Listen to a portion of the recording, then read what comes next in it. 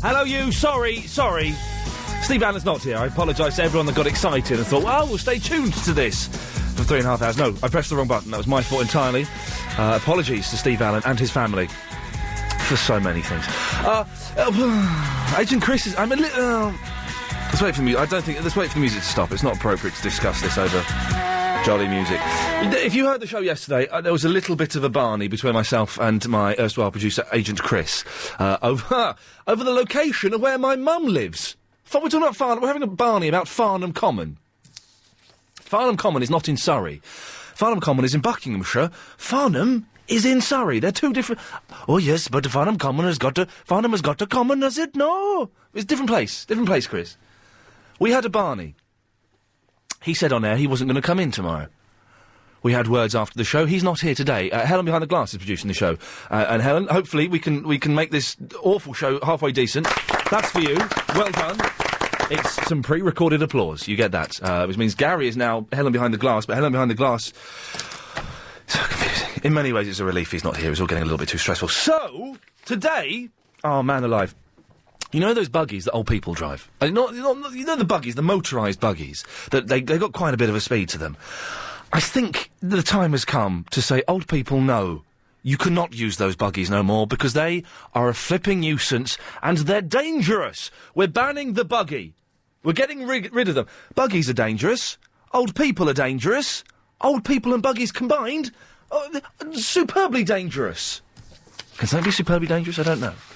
I'm not sure. Helen, behind the glass, had an incident. Was knocked over by an old guy in Crouch End who was kind of like going all over the shop, was popping I don't know if he was popping wheelies. The way you told it, I'd imagine he was popping wheelies. And if that had been a youngster on a scooter, on a bicycle, on a skateboard, we'd all been shouting, crack cocaine hoodie! But he's got a knife! It's an old person. Oh, bless him, he's lovely. He's lovely. I suggest... The thing is, as well, I've had incidents with these. I've been hit in the shins by these buggies. I have had... Has this happened to you? Sorry, I had a spicy sandwich and I had it at an inappropriate time. It's now repeating on me slightly. Has this happened to you? You've been driving along a main road or a small country lane and there's one of these buggies in front of you. He's on the road. And you can't lean out of the window and shout, "Oi, Grandad, get on the pavement, you silly old sod." You can't do that because it's like offensive and stuff. 0870 9090 973. May I suggest as well, I have seen many of these old people in their buggies pulling up outside the shop. I don't know, the Nissa, the Bunces, the Boots, any number of shops, parking up, then hang on a minute, getting up and walking out, going into the shop on their feet? How is that decent? So hang on a minute, what you're saying to me, old person, you're not ill, you're not poorly, you're lazy. You're lazy. Yes, there are people that cannot walk.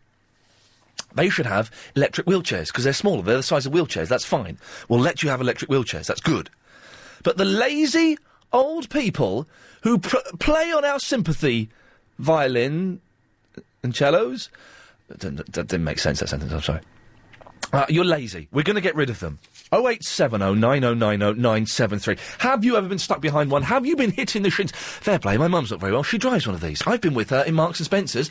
She knocked over a whole display of ladies' underwear. Now, it's bad enough being in Marks's with your mum, anyway. It's bad enough being in the ladies' underwear section of Marks's. It's even worse when she's knocked that section over and I have to rebuild it. There's some kind of Freudian thing going on there. I'm rebuilding a ladies' underwear section in front of my mother. No, the buggies are bad. 0870 9090 973. You may email as well, of course, iain@lbc.co.uk. Sten is in the Chertsey.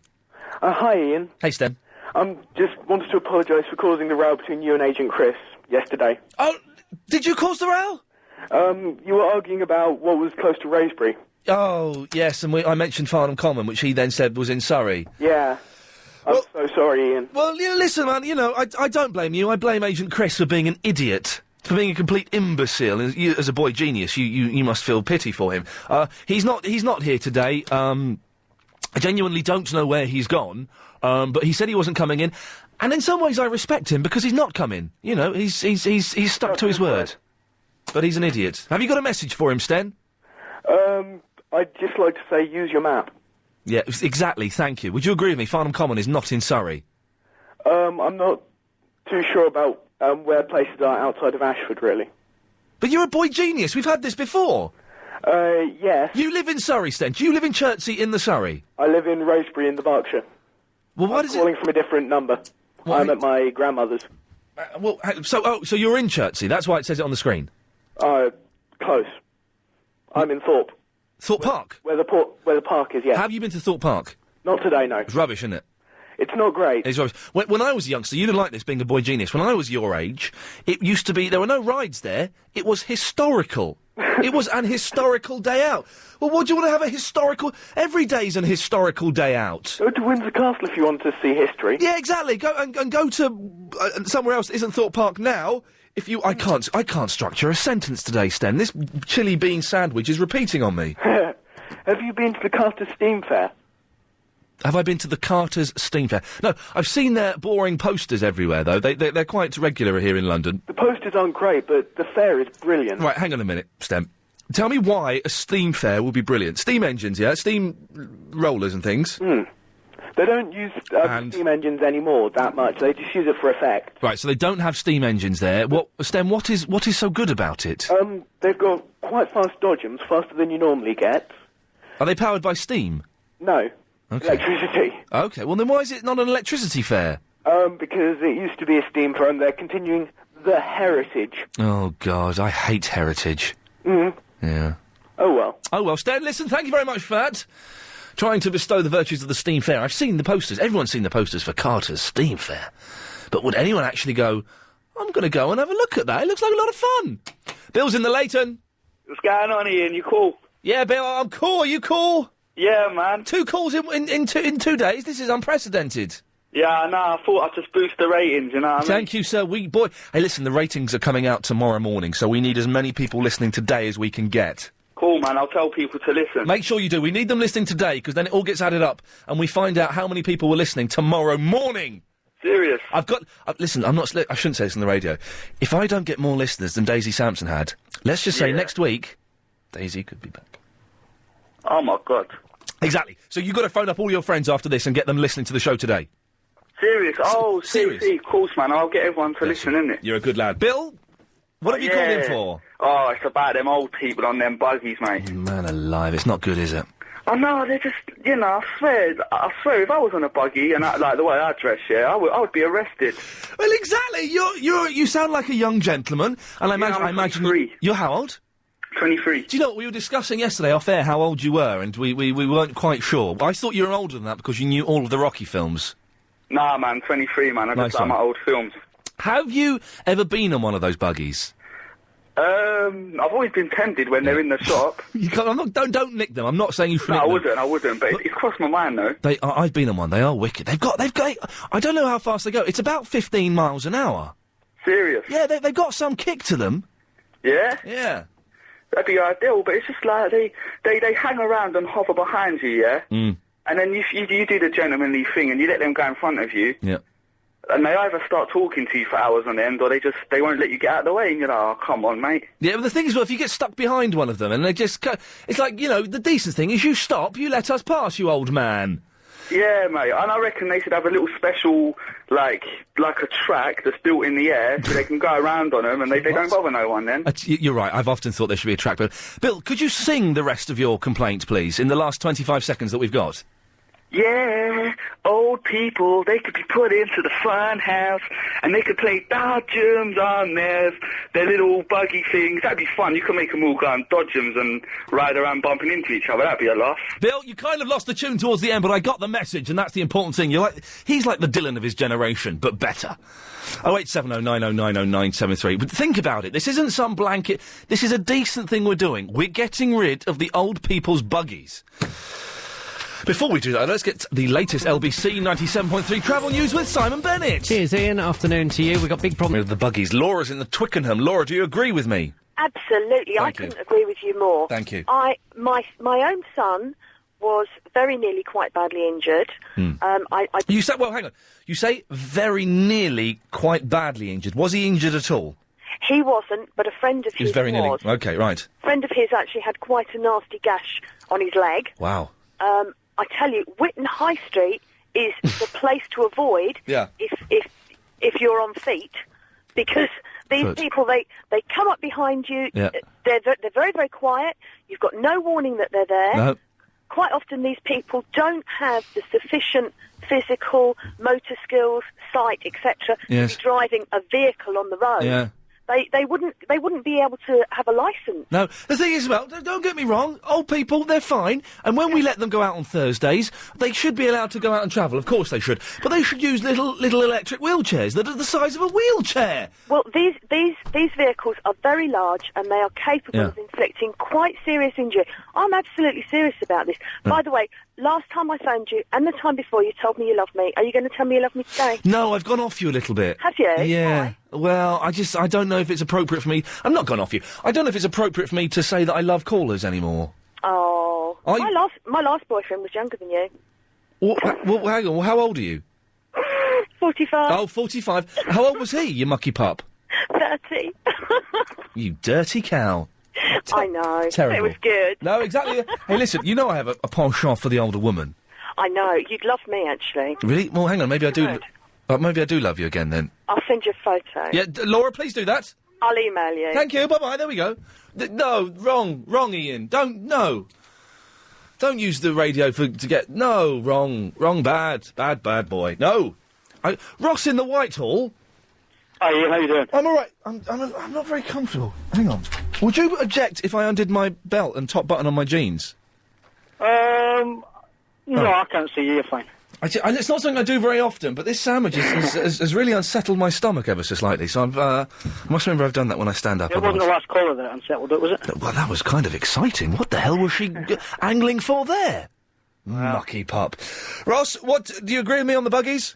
Totally agree with you. I was in Chichester. Yes, I've heard of it. A27 down Yes. the south coast, which is sort of haven for all the old retired people. It's like an old person magnet there, isn't it? That just kind of attracts them.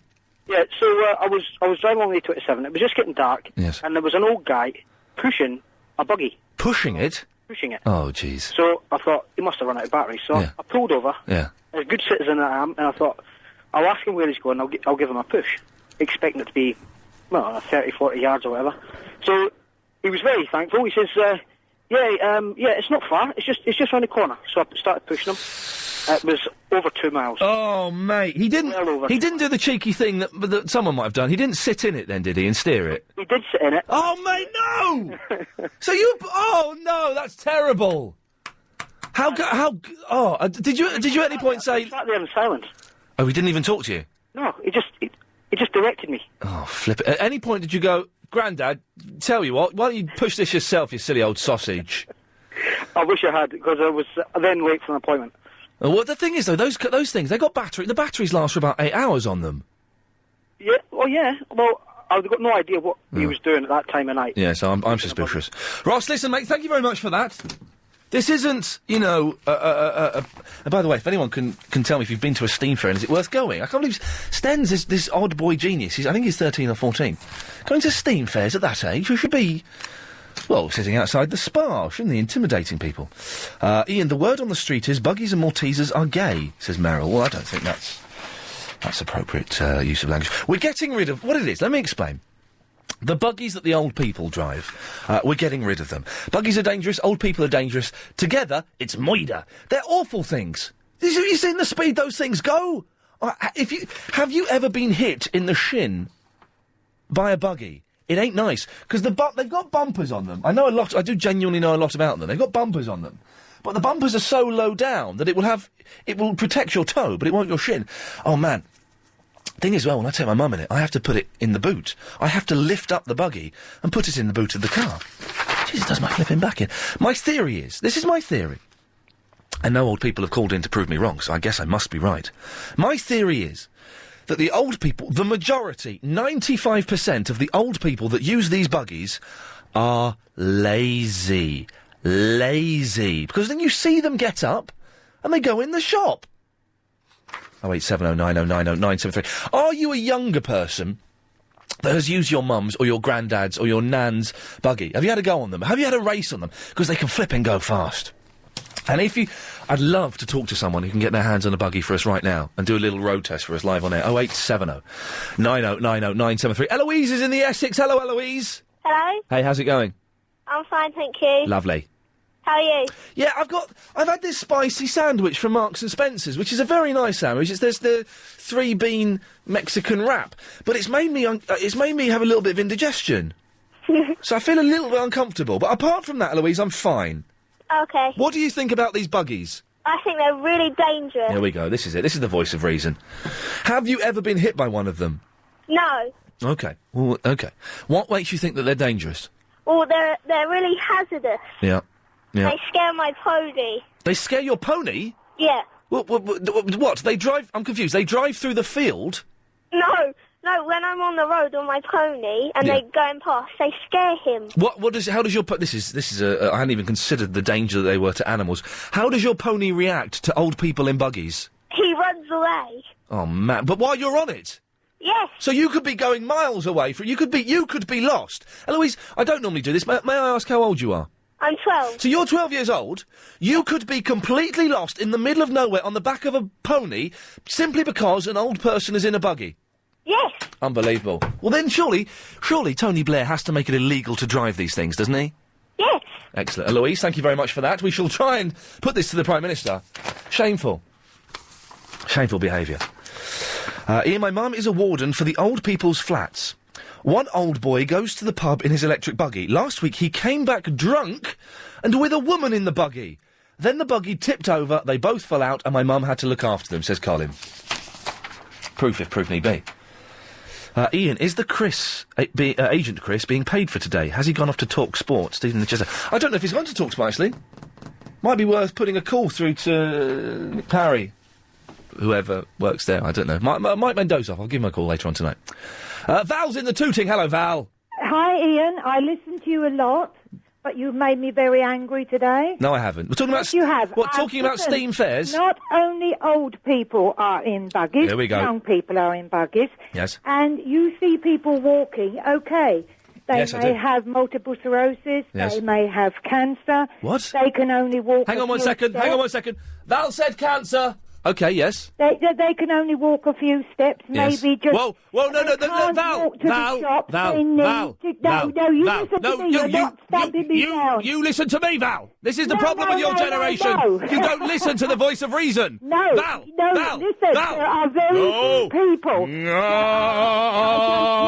are very few people that upset pedestrians. You get skateboarders, they're more... There we go, she's talking, there we go, I knew it. I knew an old person would phone in and have a go at... I'm not an old person. You sound it. Now listen to me. How old are you, Val? 25. Shut up. Listen, Iain. Shut up. What year were you born? Eh? What year were you born, love? Never mind what year. Yeah, it would have been 1981. You're about 70 and you know it. You've got teenagers on there and they have to learn to respect people. Why, Val, tell me... Val, we have hippie old people... Val, if you're not going to listen to me, I'm not going to talk to you. If you're not going to listen, I'm not going to talk to you. Why are you pretending you're 25? Tell me how old you really are. How old am I? 50. You're older than that. Come on, be honest with me. No. What year were you born? Yeah. Eh? Yeah. How old are you really, Val? You're about 68. Really? Yes. As old as my tongue and a bit older than my teeth. So you're about 72 then? No. Val, I'm the people that need... Iain, no, you're not listening to me. Age. No, you're not listening to me. Val, Val. We have to have respect for everybody. Well, respect me and shut up for a minute. Now, Val... Listen, I have to go to a break. Can you stay on the phone for a couple of minutes? Yes. Okay, well, you're very nice, love. I'm not. No, you're not. You're a miserable old cow, but I'm going to beat you in an argument. I prove it. Why does she pretend to be 25? We're getting rid of buggies that the old people drive. The people that need them, the people that are ill, then they can get electric wheelchairs, which are fine. They don't go anywhere near as fast. They don't take up as much room. They're not as dangerous. You can't do as much damage. They're fine. It's the big, bulky buggies that are the size of small cars. We're getting rid of those. Now, Val in the tooting is talking out of her bottom, but we're going to carry on talking to, aren't we, Val? Hello, love. Hello, dear. Now, yes. No, well, you see, the point is people need to go shopping. Yes. And they correct. need to take those things, and that's No, they don't. Val. That's their independence. They don't need to take those things. Yes, they do. No, they don't. Well, I hope you never, ever have to go into one. So do I. But hey, listen, my mum's got one, and they're fine. But what would be better, what would be smaller and more convenient and less hassle and danger for everyone? Electric wheelchairs. Listen, dear, I want to say something. Did you just listen to what I just... Did you just listen to what I just said? I am listening. Respond to what I just said, Val. Yes. Respond to what I just said. Yes, OK, that's fine, but listen, also... What did I just say? Electric wheelchairs. OK, well, why should we use buggies and not use electric wheelchairs? Because they can cover themselves over better with those. They can cover themselves over better? What does that mean? In the winter, some of them have covers and stuff like that. You can get covers, you put a blanket on you. Don't be dumb. You're clutching at straws. With rain. Don't be silly. You're clutching at straws. Because the buggies that have covers on, they're cars, Val. No, they're not. Yes, they are. Not. Now, listen...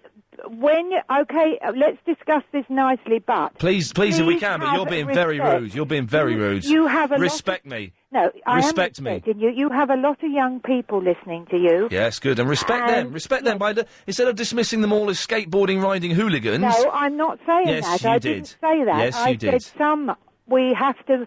When we're walking along the road, you have all sorts of things like that. No, you don't. And we all have to respect each other. Well, please do, then. Please talk in a nice way, because you've got a lot of young people... Please, Val, thank you. I accept your apology. I accept your apology. Yes, but you can influence a lot of people. Val, especially young people, and they listen to you and they look up to you. No, they do look up to you. I have no influence over... I don't have influence over myself, let alone other people listening to this nonsense. They do. People do. They don't. People do. They Val, ring in all the time to you, same Val, ones. you're rambling. Say hello to Linda in the South Norwood. Hello, Linda. Hello, dear. How are you?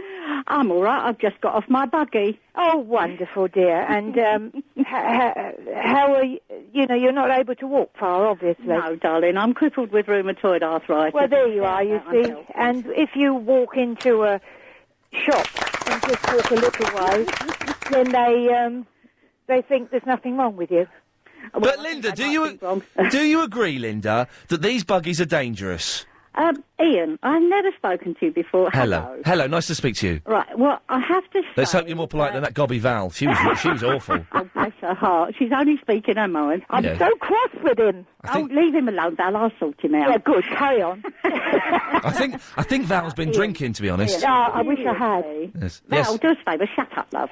Yeah, Val, shut up. No, seriously, now I am a buggy rider. I'm 61. I don't consider myself old. It's quite old. But okay, fine. I creak a bit. Yeah. But I've been riding my buggy for over 5 years. Never touched anybody. But much as it hurts to agree with you to a degree, I do think some of these old darlings need a test. Come on! And she uses a buggy, Val! She agrees with me! Yeah, well... We all get older and get funny, I suppose, but then we've got young, funny people as well. What does that mean? True. But, Linda, so you think there should be a test involved for these people? Honestly, it's a good idea, yes, and I think talk about use an electric wheelchair. You cannot shop. Yes, you can. Okay, darling, you tell me, when you've done your shopping, where you're going to put it. Put it on your lap. Or you put it on the bag that you've got on the back of the wheelchair. And if you live in Croydon, somebody will nick it before you get home. No, they won't. No one's... there'll be an old man in a buggy that'll have it and be off. No one's going to nick anything from the back of a blooming wheelchair. Don't be so silly. I have to say, the electric wheelchairs are more dangerous than the buggies because they're controlled with a joystick. Which if you've got but they go slower. They go slower. There's less weight behind them and less bulk. Are you having a laugh?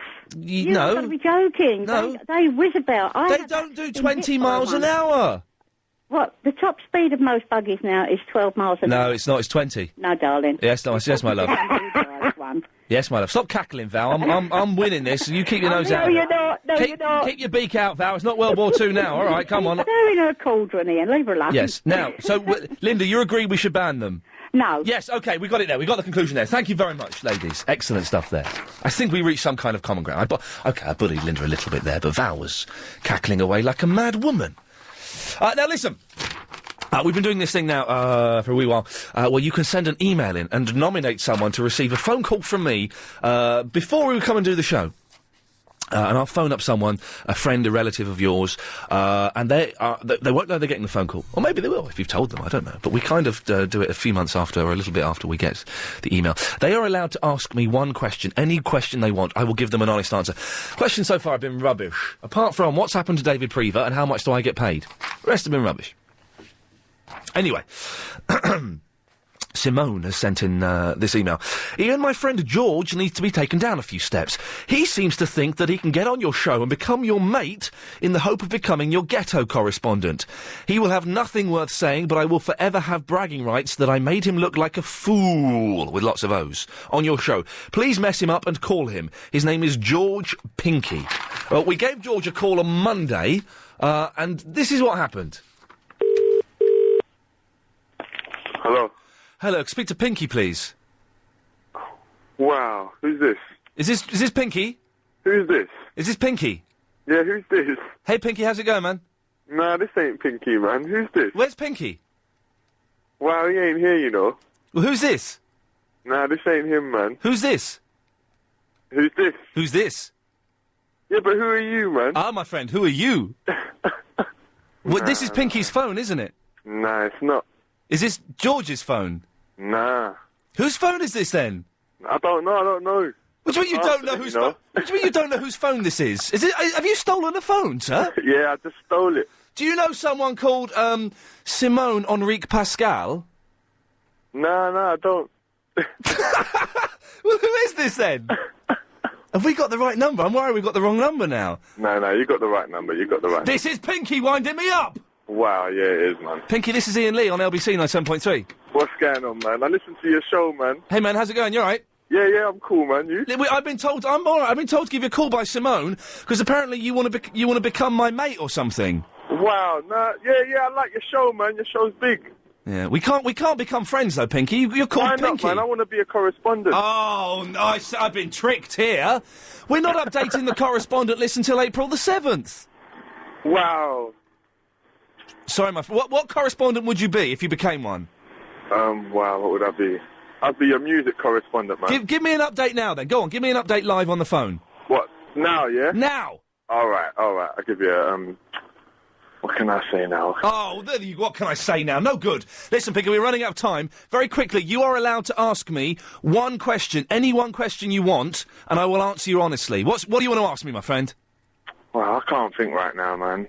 What do you mean you can't think? When's a good time to call you, then? Because this is a once-in-a-lifetime opportunity. Wow. Pinky? Yeah, I'm here, man. I'm here. I think you've blown it, my friend. All right. Peace out, anyway. Listen, man. take care, my friend. Man. I'll speak to you soon. Right. Lots of love. He was nice, wasn't he? Hey, if you want me to do that to someone you know, then drop me an email, ian@lbc.co.uk, with their name, their number, and a little bit about them. I do a couple of emails. Ian, whilst you're getting rid of old person's wheels, can you also ban those tiny suitcases on a stick that girls and weak men wheel around behind them on the underground? I've ruined 2 pairs of perfectly good shoes, giving the things a good kicking, and I don't want to make it 3. Pauline, I've used those suitcases. The ones with you pull out the handle and the stick, and they go all over the place. They're always wibbling and wobbling. Hello, Nicole. Thank you. Ian? Funny you should bring up this topic today, as on Monday I was in the foyer area of the Chiswick Sainsbury when an old man on a buggy came flying out at high speed and out of control and hit a cleaner with a mop and a bucket and spun him round and then crashed into the wall. John, well, no one's laughing at that. I didn't know you spelled Bennett like that. Ian, there's one problem about old people in buggies. Once I was in the queue at a shop, the old person reversed into my shin. Man alive, did it hurt, says Nick in the Mitcham. Jerry's in the pinner. Hello, Jerry. Hello, Ian. Hello, Jerry. Hello, Ian. Hello, Jerry. Listen, you were talking about the speed these buggies go. Yes, sir. They're limited to 8 miles an hour. No, they're not. They are? They're not. They are? They're not. I'm not arguing, but they are. Well, we should argue because you're wrong. Where have you got this nonsense from? I've actually ridden one, so I know what they're like. Yeah, well, the woman before who's got one says that hers was 12 miles an hour, and my mum's got one, so I know what they're like more than you do. Well, it's possible, but I'm only just saying what I know, that's all. But what you know is wrong. OK, so I'm wrong. Thank you. Well, you could apologise to me and to London, please. OK, I apologise to you and to London. Thanks, Jerry. Excellent stuff there. Well, that was that sorted out. Don't phone up and say that I'm wrong and then come out with something you've just made up. Because I'm not in the mood today. That's not going to wash with me. Jude's in the Pearly. Hello, Jude. Hello, Ian. Are you drunk, Ian? I didn't hear what you said. I didn't hear it. Are you drunk today? No, I don't drink. Don't care. It's just saying it, aren't you? Yeah. Oh, dear. Anyway, I want to talk about the electric buggies. Yes. It was my wedding day 9 years ago, and after the wedding, we're on the way to the reception. Yes. We're waiting to come out of the car park. Yes. And the next thing, this woman, she must have been, well, she was flying 90, 100 miles. What? Hit the car. All I saw, I turned to the right, was a head. Through the window. Sorry, Jude. Sorry, continue. So the driver... We were interrupted there by an anti-drugs message, by the way. If you've been drinking. Anyway, I got out of the car, the driver got out of the car, and we said, are you all right? She didn't say a word, and then we started to examine the car, and we noticed a dent, and the next thing, she just took off again, 100 miles an hour. Wow. Didn't say a word. No. Shameful. They should be insured. They should have insurance, shouldn't they? Well, Well, to be honest, I think it should be abolished, really. Well, I think exactly. Well, this is the thing. We're going to get rid of it. I'm nearly offering a compromise there, and I apologise for doing that. Have you ever ridden one, Jude? I'm under 50. No, but I've actually ridden a camel. Jude, we'll leave it there. Thanks very much. Because the camels, don't get me started on camels. Man alive, old people on camels. That's a whole nother show, but I've got very, very strong views on camels and what we should do with them. Oh, my God, it's time now to get the... That's thrown me slightly. Let's get the latest travel news with Simon Bennett, please, sir. Thank you very much, Ian. We're looking at... Oh, dear. I'm drinking too much water. I need to go to the toilet to the point where I'm actually quite uncomfortable. I can make it till the 4 o'clock news, though. I can do that. 11.5-minute ting. We need... Oh, by the way, yes, well reminded. We need another correspondent. We have one correspondent. We need one more to call in for the 5:38 correspondent update. The way it works is you phone in early and book your place. OK, so don't phone up. Don't think, I'll phone up at 5:37. Don't do that. Phone in now if you're a correspondent and book your place. Elliot's in the Essex. Hello. Hey, Elliot, how's it going, man? I'm alright. I'm quite shocked, actually. Why are you shocked, man? I'm on the radio. Hey, listen, I'm shocked. I've been on the radio for over a year. Think how shocked I am. I haven't got the sack from this one yet, although that could all change. Anyway, I wanted to ask you a question. Go for your life. Well, out of all the celebrities in the whole world, which one would you most like to date? All the celebrities in the world, who would I most like to date? Yes. Have you ever seen a programme called The Property Ladder? Oh, yeah. With Sarah Beanie. Oh, yeah. Sarah Beanie. Oh. Yeah, I think she's beautiful. Okay, then. She's my dream. Which celebrity would you most like to date? Oh, you caught me off the spot. Well, hang on, did you not think I might send this question back to you? Beyonce. Oh, Beyonce's fit, isn't she? Yeah. What's made you ask this, Elliot? Why is this preying on your mind? Can you fix me up with celebrities? Are you a big celebrity booker or something? Of course. Nice one. Can you fix me up with the Bean? I'll try. Nice one. Elliot, anything else, my friend? No, not really. I'm just kind of shocked to actually be on the radio. Hey, listen, you may start crying 30 seconds after you realise you've just been disconnected. Thank you, Elliot. Sarah Beanie every time. I saw about Sarah Beanie today, actually, for some reason. Oh, I generally do. I think she's the most beautiful woman in the world. She's got a little scar, a little lump on the bottom to the left of, on the left of her bottom lip. And it's beautiful. She got it from a car crash. That's not beautiful. Car crashing is never good. Ed's in the Weybridge. Hello, Ian. Hey, Ed, how's it going? Not so bad, not so bad. I'd like to be a correspondent for you. Sorry? I'd like to be a correspondent for you. Right. Yes? What do I have to do? You have to call in on April the 7th. Oh, April the 7th? That's when we're next updating the correspondent list. Oh, I see. I thought you meant just, ring in and talk. No, my friend. This is for the correspondents we've already got calling in for the 5:38 update. I see. It's not as simple as that. I understand that. Also, I was ringing in about the old women in the buggies. Yeah, go on. My friend Luke, we rung in the other day for things you don't know. Do you remember? Yes. Oh, yeah, and I knew everything you knew. Yeah, that one. Yeah. Well, anyway, Luke's a bit of a loser, isn't he?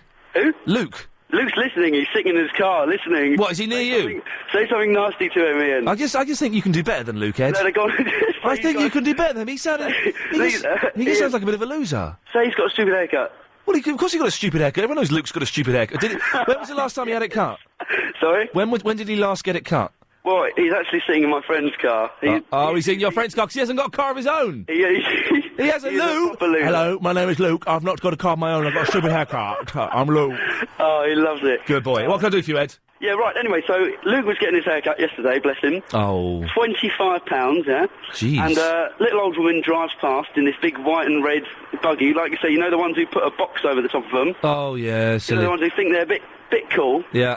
But they're really not, because they're pretty old, right? Yeah, anyway, she's driving past, and I think, I pointed out to Luke, I went, she's pretty funny, and then on her way back... She's pretty funny. on her way back, she actually blew over.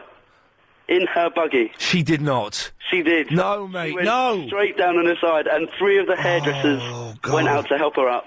Oh, God. But you didn't bother helping? Well, no, I was with Luke. I was watching him getting his hair straightened. I thought it was quite amusing. I was in the middle of it all. She was fine, was she? Yeah, she was fine. She wasn't a happy hamster, but... No, I guess not. Well, this is another I'm not laughing at that. You can laugh at it, Ed, and I'm sure Luke is, because Luke sounds like a sick so-and-so. Yeah. I'm not laughing, because I have to be responsible. But, you know what I'm thinking, don't you? But... also, I didn't like that lady who said the skateboarding thing. Yeah. Me as not a current skateboarder, but back in the day, I skated for nearly 5 years, and... Yes. Not once did I ever hit an old woman. Most skateboarders... Or a young woman, as it were. Most skateboarders are of a very, very high standard. They've got more control over their boards than old people have got over their buggies. It's true. Or bladders. It's true. You've Ed, got a point. Listen, thanks very much. Give Luke a dead arm for me. Sadia's in the haze. Hello, Sadia. Hi, how are you, Ian? What? Hello? Hi, how are you, Ian? I'm fine. I really need to go to the toilet. Oh, do you? So I'll keep it brief, yeah? No, don't, because however long you are, I can only go in 7 minutes, so you take your time, miss. All right, that's fine. Well, basically, I just want to say, agreeing with you about these buggies, that myself and my sister were walking down the high street, and we just heard, like, beep, beep, beep, yeah, beep, they've got a little horn. And really, really loud, and I started saying, I didn't understand where it was coming from. Anyway, we looked behind us, and there was an old lady, and then she was really rude to us, and she swore at us, and she said we should get out of her way. And I just said to her, well, I wanted to say that, look, it's a pedestrianised area, isn't it? I mean, we're walking, you're on your buggy, who's got the right of way? Anyway, she was very, very rude. Very, very rude. Yes, yes. And I think they should make a special buggy lane. Oh, now that's good. That's a good idea. Well, if we're going to keep buggies, which I don't think we should, then yes, there should be a buggy lane that goes from the old people's front doors to the post office and back again, and no further. Yeah, but no, I think it's unfair to abolish them, Ian. I think that's a bit harsh. I don't think it is. I think it's the older generation. Oh, I respect them as long as they keep out of my way. No, I think we should get rid of them completely, Sadia. I think we should have a buggy lane. Yeah, I think you're wrong. Oh, do you? Sadia, can I ask how old you are? I'm 27. Would you like to grow a beard? No thanks. You would? I was just wondering. I was talking to Helen behind the glass about this. We think that most women, at some point in their life, kind of fantasise about growing a beard. Really? Yeah. I think you're wrong there, mate. If you could grow one, if you had to grow one, yeah, what kind of beard would you go for? Who would you look like? I'd have a goatee. Yeah. Yeah. You'd look good with a goatee. I think I'd look really good in a goatee. There we go. She's gone from not wanting one to thinking she'd look good in a goatee. The thing is, who doesn't look good in a goatee? Fat people look good with goatees. The only beard a fat person can carry off is a goatee. George Michael looked good with a goatee for a while when he had that. Italians look good with... Everyone looks good with a goatee. If you're a lady, just have a think about it. Well, maybe we'll talk about it a bit more after 4. What kind of beard would you like to have, ladies? I've really mistimed this going to the toilet. I'm actually in pain. It's gone beyond... Sheila, you know what I'm talking about, don't you? Hello? Hello, Sheila. Hello? I've really mistimed going to the toilet. I'm in actual pain. You must go. Well, I can't. I've got to do this. I've got to do the radio. Oh. I can't go until the news at 4 o'clock. Shall I carry on then? Well, yeah, I'm going to try... I'm going to see if I can hold out, but if I disappear, you will have to carry on talking for me. Then. Sheila, before we carry on... Yes? Would you like to grow a beard? No way, Jose! Why not? You'd look good with a beard. Oh, no! Oh, the thought of it makes me feel sick. I think that most women, if they could grow a beard, they would. Well, it's not something... Do you know what? I've never, ever discussed that with another woman. Oh, really? It's not something that's ever been in my mind. Well, it's in your mind now. If you had to have a beard, what kind of beard would you look like? Go for? Who would you look like? Oh, you're joking! If you had to. Oh, no. But if you had to have one. Yes, I've got to say someone that has a beard. Well, if you had to have a beard, what type of beard would you go for? Who do you like that's got a beard? I don't like beards. But if you had to have one? I don't know. It would have to be a very little beard. I wouldn't like a long beard. So like a short... Maybe Noel Edmonds got quite a little beard, hasn't he? Well, a bit shorter than that. Yeah, so a shorter Noel Edmonds beard. like that. All right, nice one, excellent. There we go, we got there in the end. Now, Sheila, what can I do for you? Right now, taking into account Yes. that I'm 60. Very old. And a bit on the short side. Short and old, a lethal combination in many countries. And I don't like beards. No. I'd love you. But you'd have a short and old Edmonds. I'd love you to try and guess, out of all the celebrities there are, which one do you think I would love to have a dinner date with? Well, Noel Edmonds. No. Clive Ball. No, nobody on radio. Oh, is it... What? Hang on, I've got to guess what celebrity you'd like to have a dinner date with. Yes. Out of all, taking into account I'm short and I'm 60. Elton John. No. Somebody Somebody absolutely gorgeous. Oh, Dark and handsome. Michael Portillo. No. It's not good radio, but I'm determined to guess this. I'm determined to guess this, so... Very tall, he's very slim. Robert Pershing-Wadlow. No, he's very tall, very slim. He was on a specific pop programme. Dave Lee Travis. And was what? Theakston. No, he was determined to get on.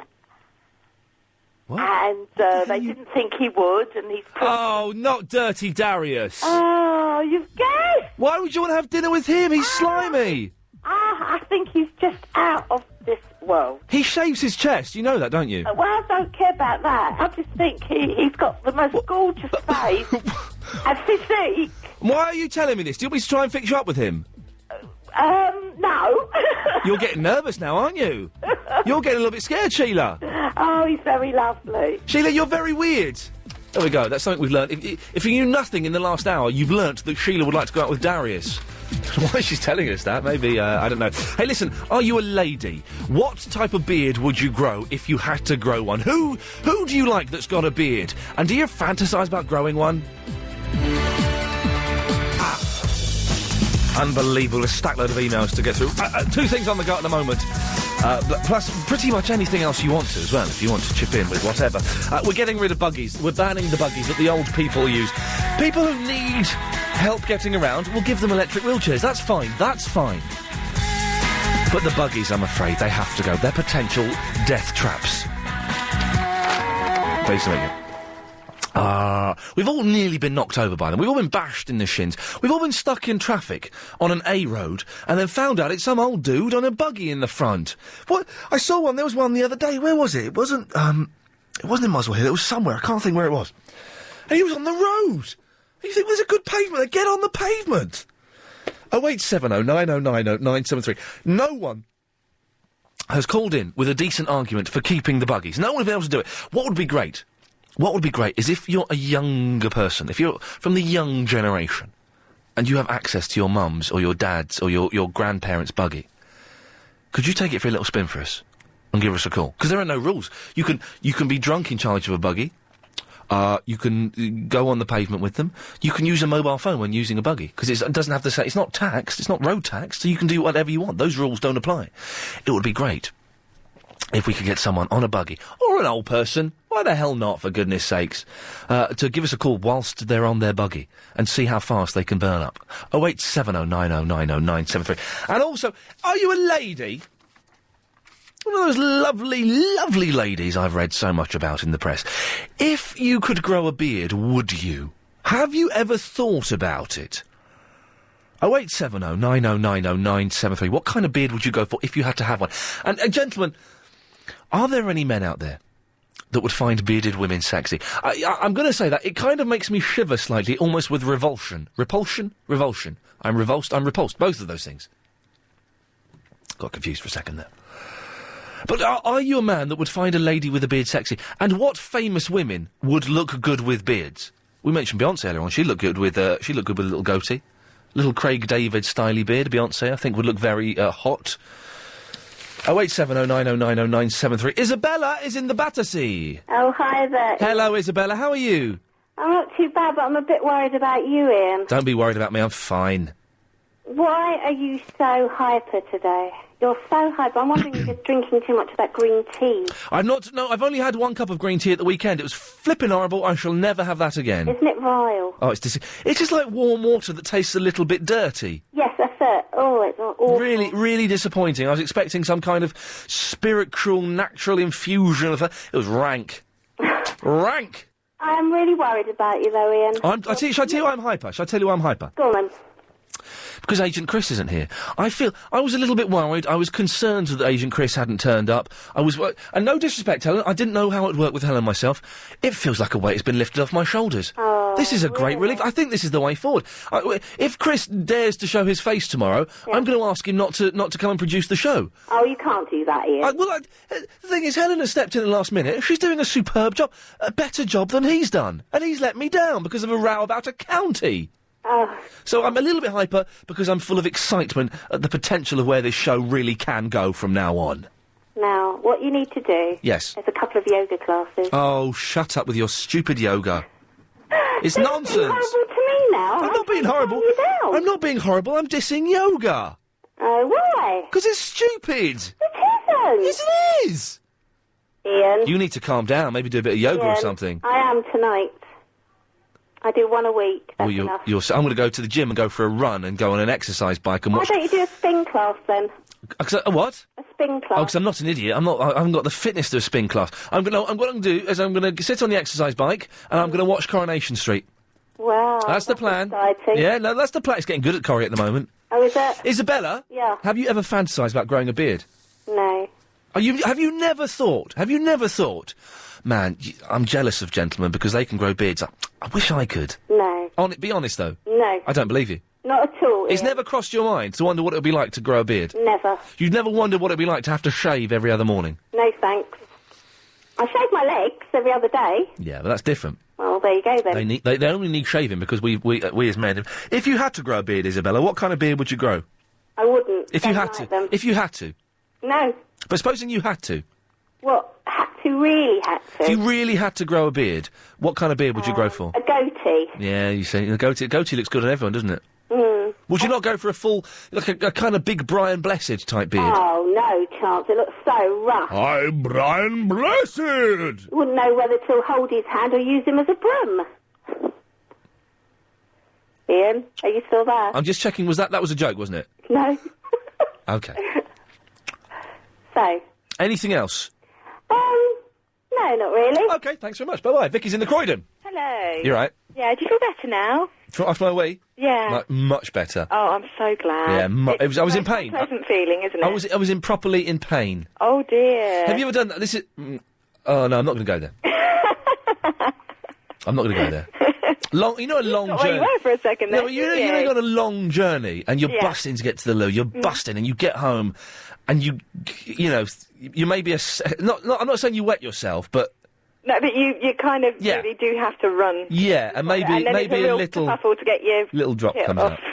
The little drop comes out. Yeah. Yeah. Okay, let's move on because let's move on. Anyway, so yes, Vicky, if you had to grow a beard, what kind of beard would you grow? Goatee. Yeah, everyone's going for the goatee. Really quite sexy, actually. They look great on men. Do you think they look good on women? Well, no. You're a modern thinking woman. You must have considered the possibility of growing a beard. That was nearly a compliment, Ian. Sorry? That was nearly a compliment. What did I say? You nearly complimented me. You called me a modern woman. Well, yeah, but modern's not a compliment. In many ways, it's an insult. Well, it's more complimentary than usual. Now, you must have considered, though, what it would be like to grow a beard. Not really. No, I reckon... this is disappointing. I would have thought that most women would have had this in the back of their mind at some point. No.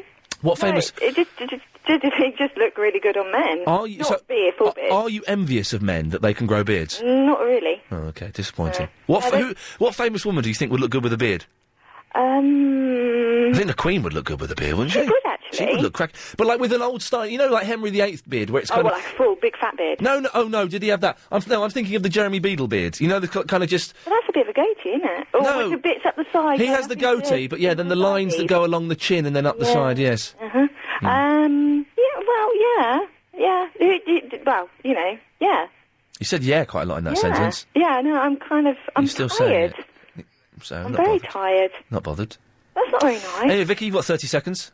Oh, right, okay. So No, this is the time we come up to a break now. Because the Helen behind the glass is producing, I want to do everything to the book today. I'm not cutting corners. Today? Huh? Oh, well, she said, hang on, Vicky, you'll be on in a second. Did you speak to her or did you speak to Nicole? I spoke to Nicole. I speak to Nicole all the time, but Yes. I spoke to Helen. Hello, Helen. She's great, isn't she? She's very waving. nice, She's very waving. polite. Yes. She's very bright. Very polite. Oh, very polite. Yeah, she's polite and bright. You're saying she's thick? No. That's rude. Very polite. You've only got 5 seconds left, Vicky. She's not thick. There we go. We can use it up there by saying Helen behind the glass is not thick. Well done, you. You can email as well, Iain, IAIN, as well. No, as well needed in that sentence. You can email iain@lbc.co.uk. Iain, you know that goalie-looking chain song, Guns Don't Kill People, rappers do? I think this is the same. Buggies don't kill people, old biddies do. So in conclusion, we should shoot the old folks and give the buggies to rappers. Chris, no, sir, I do not agree with that. Hello, Mr. Ian Lisa. Beards. Well, certain women can grow a beard. When I was younger, I used to catch the bus home from school. There was a very old woman on there who not only smelled like wee-wee, she also had a lovely, wiry ginger beard. It was full and luxurious and slightly frightening. For my own part, continues Lucy in the Camberwell, if I had a beard, I might go for a Frank Zappa-style Imperial or a Craig David creatively shaved lime beard. Craig David's beard's weird. I think it's just drawn on with crayons. I'm not sure. Are you a lady? Would you grow a beard? If you had to grow a beard, what kind of beard would you go for? What beards on men do you admire? Is there someone, a gentleman you've seen, you thought, do you know what he's got on my face would look pretty darn good on me. I'll have some of that. Sue's in the Bracknell. Hello, Sue. Hello. Hello, Sue. How you doing?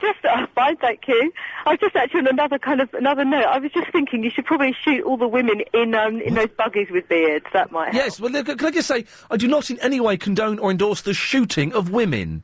Can I just say that, just in case anyone's listening and getting the wrong end of the stick? We get a lot of complaints, Sue. I can't put out a call to arms against women in buggies, but the buggies we can get rid of.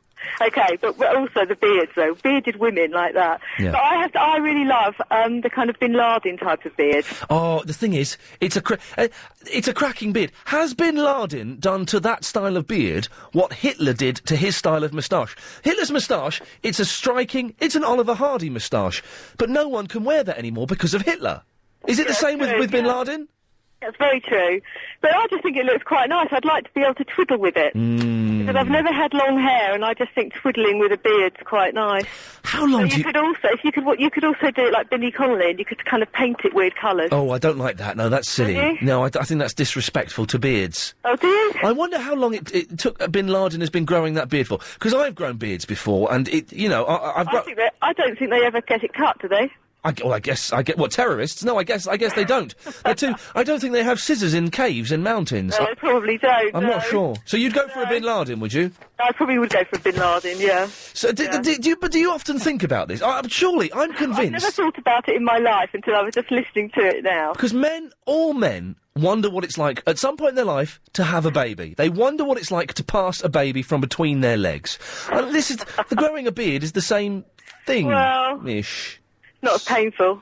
You say that, Sue. Have you ever grown a beard? I've never grown a beard. No, you wouldn't know. 3 babies. Yeah, well, I bet shaving is more painful than having a baby.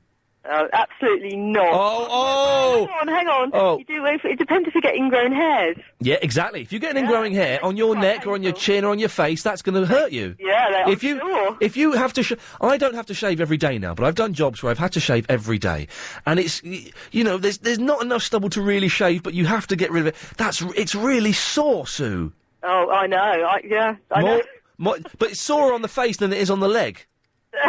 So I stay by this. Her husband used to have them ingrowing in his back, and he had boils. Oh, God. That was really painful. So you'd agree with me, then, that growing a beard is more painful than having a baby? Now, my number's up. I'm waiting outside Quick Fit. Your number? Yeah, so I'm ready, but they've got to move my car onto the ramp. I'm waiting outside Quick Fit. What's happening? What's happening to your car? I'm just having 2 back tyres done. Oh, well... Leg, you know what they're like. Yes, it cost a fortune, but good luck. So, thank you very much. Bye-bye. I put this out as a fact. Growing a beard and shaving is more painful than having a baby. Dispute that with me, I will beat you down like a wet kipper. 08709090973. Sam's in the right slip. Hello, Sam. Hello there. Hey, Sam, how's it going? It's fine. I was just going to say that if I was a woman, Yeah. then I would definitely grow a beard. Of course you would, because you know it would... And if you were a man, you'd grow a beard as well, wouldn't you? Yeah. Excellent. No. Wouldn't you? Strange, no. So you wouldn't grow a beard if you grew up to be a man, but if you did become a woman, you'd grow a beard. Yeah, of course. Makes sense to me. And also, terrorists do shave, because I'm a terrorist and I shave. There we go, you see. No, that warning was correct, Helen. The warning on his name was correct. I take back what I said about warnings. We should heed them every single time. Oh, dear, bless him. Oh, he's only young. Eddie's in the Boreham Wood. Eddie! Hi, Ian. Eddie, now, I've been kind of prepped as to what you might have for us. Can you tell me where you are and what you're about to do? Right, I'm outside my house at the moment. I'm in the middle of the road and I'm on a scooter. Oh, Is this one of those buggies, is it? Yeah, well, it's a scooter. What do you mean it's a scooter? Well, they call them. I mean, it's a scooter for disabled. Oh, so they call it scooters, not buggies? They call them scooters, yeah. Okay, well, I'm gonna carry on calling it a buggy if you don't mind. Now, you say you're in the middle of the road. Well. You're in the middle of the road. It's not a main road, is it, you're in the middle of? No, I'm in a cul-de-sac. Oh, man, I love you. On a hill. Oh, going up or down? Well, I'm facing downwards. Oh, this is going to end in tears. Can I just say, Eddie, if anything happens, this is not our fault or responsibility. You know that, don't you? Shall I put the seatbelt on? Yeah, I think maybe you ought to. Yeah. Eddie, may I ask how old you are? Yeah, I'm 56. So is this your buggy? This is your buggy. It doesn't belong to anyone else. Disabled. And you use this regularly? Yeah. Okay. Do you agree we should ban them? No. Get an electric wheelchair. What you can't do with electric wheelchair is go up pavements. What Eddie's done there is he's go on rough terrain. The trouble is a wheelchair will not go on uneven surfaces. Why would you want to go on rough terrain? You're not going to go hiking, are you? Well, no. I mean, you look at the pavements that the local authorities maintain now. You know what the roads are like. The pavements are just as bad, and if a pavement goes up and down, the wheels just don't grip. I mean, you got like a bicycle. What you've done there, Eddie, is you come up with a very, very good point. Of course. Which nobody else has done so far today. And also, a wheelchair costs a hell of a lot more than a buggy. Yeah, that's true. They're about $3,000, the wheelchairs, aren't they? Yeah. Anyway, Eddie, listen. What I want you to do is, because what you're doing is potentially dangerous, I want you to record, I want you to say something for me. I want you to say, my name is Eddie, I'm a professional buggy driver, don't try this at home. My name is Eddie, I'm a professional buggy driver, don't try this at home. Thank you, sir. And the scooters, the buggies, they have 3 classes. Yeah. And the one I've got is the fastest, which is 8 miles an hour. Oh, mate, come on. But I've seen my mum's goes faster than 8 miles an hour, I'm sure of it. Well, going downhill it does. Oh, mate, OK, listen, so are you going to hold the phone while you're doing it? I've got earpiece. Mate, I'm really excited. I pray to God there's not a crashing noise at the end of this. Eddie? Do you want me to go at full speed? If you're confident with it, I would love you to. OK. But I'm not in any way bullying you into doing this. No, I know. Eddie? Away you go, sir. OK. Talk me through it. Describe what's happening. We're off. Right, we're off. We're just going past a couple of houses. It's got a control on it to wind it up. It's got a switch for high and low. And I'm coming near to the end of the cul-de-sac bit, so I'm going to do a U-turn and go up the hill. How fast would you say you're going, Eddie? I don't know. Excellent. Fast. Quite fast? Yeah, it's surprising. Are you getting an adrenaline rush? Oh, yeah, definitely, especially talking to you. Supposing there were... and carry on going up the hill, Eddie. Supposing there were races in these buggies, would you be up for it? Oh, yeah. Oh, man. Of course. I can hear the engine struggling a bit there. Yeah, well, it's going up a hill. They don't like hills, do they? No. Have you got any young people in your family? Yes, but not at home. Oh, okay, so you don't get, like, nieces and nephews coming around going, oh, Uncle Eddie, can we ever go in your buggy? No. Because I must admit, when I'm at my mum's house, I do use it sometimes. You do? Yeah, I do. Your long legs? Yeah, I know, I kind of look a little bit silly cramped up on it, but I do have a go on it. Right. They are quite good. It's like it's kind of like the ultimate boy's toy, isn't it, really? It is a bit, but you'd be surprised how useful it is. Yeah. Oh, no, hey, listen, man, I know totally. Eddie, listen, mate, thank you. You're back home safely now, are you, sir? Well, yeah, I'm back home. Bless you. Thank you very, very much for that, Eddie. God bless you for that. Can we get anybody in a buggy going faster than 8 miles an hour? Because I'm sure my mum's does about 15 miles an hour. Have you got a buggy? Can you go faster than Eddie's? Can you do it? Can you do a stunt with one? Don't let me down. All right, Helen behind the glass is here to impress. Oh, okay. It's been told off which caller to go to first because of homework. Helen, I've got to go to you first, have I? Yeah. You waited 10 minutes and 13 seconds, exactly the same amount of time you waited before you went on Clive Bull's show last night. Yeah. Weird, isn't it? Don't cry. Are you crying? No, I don't. Oh. You're what? What's wrong? Gary, stop the music. Something's going on. What's wrong?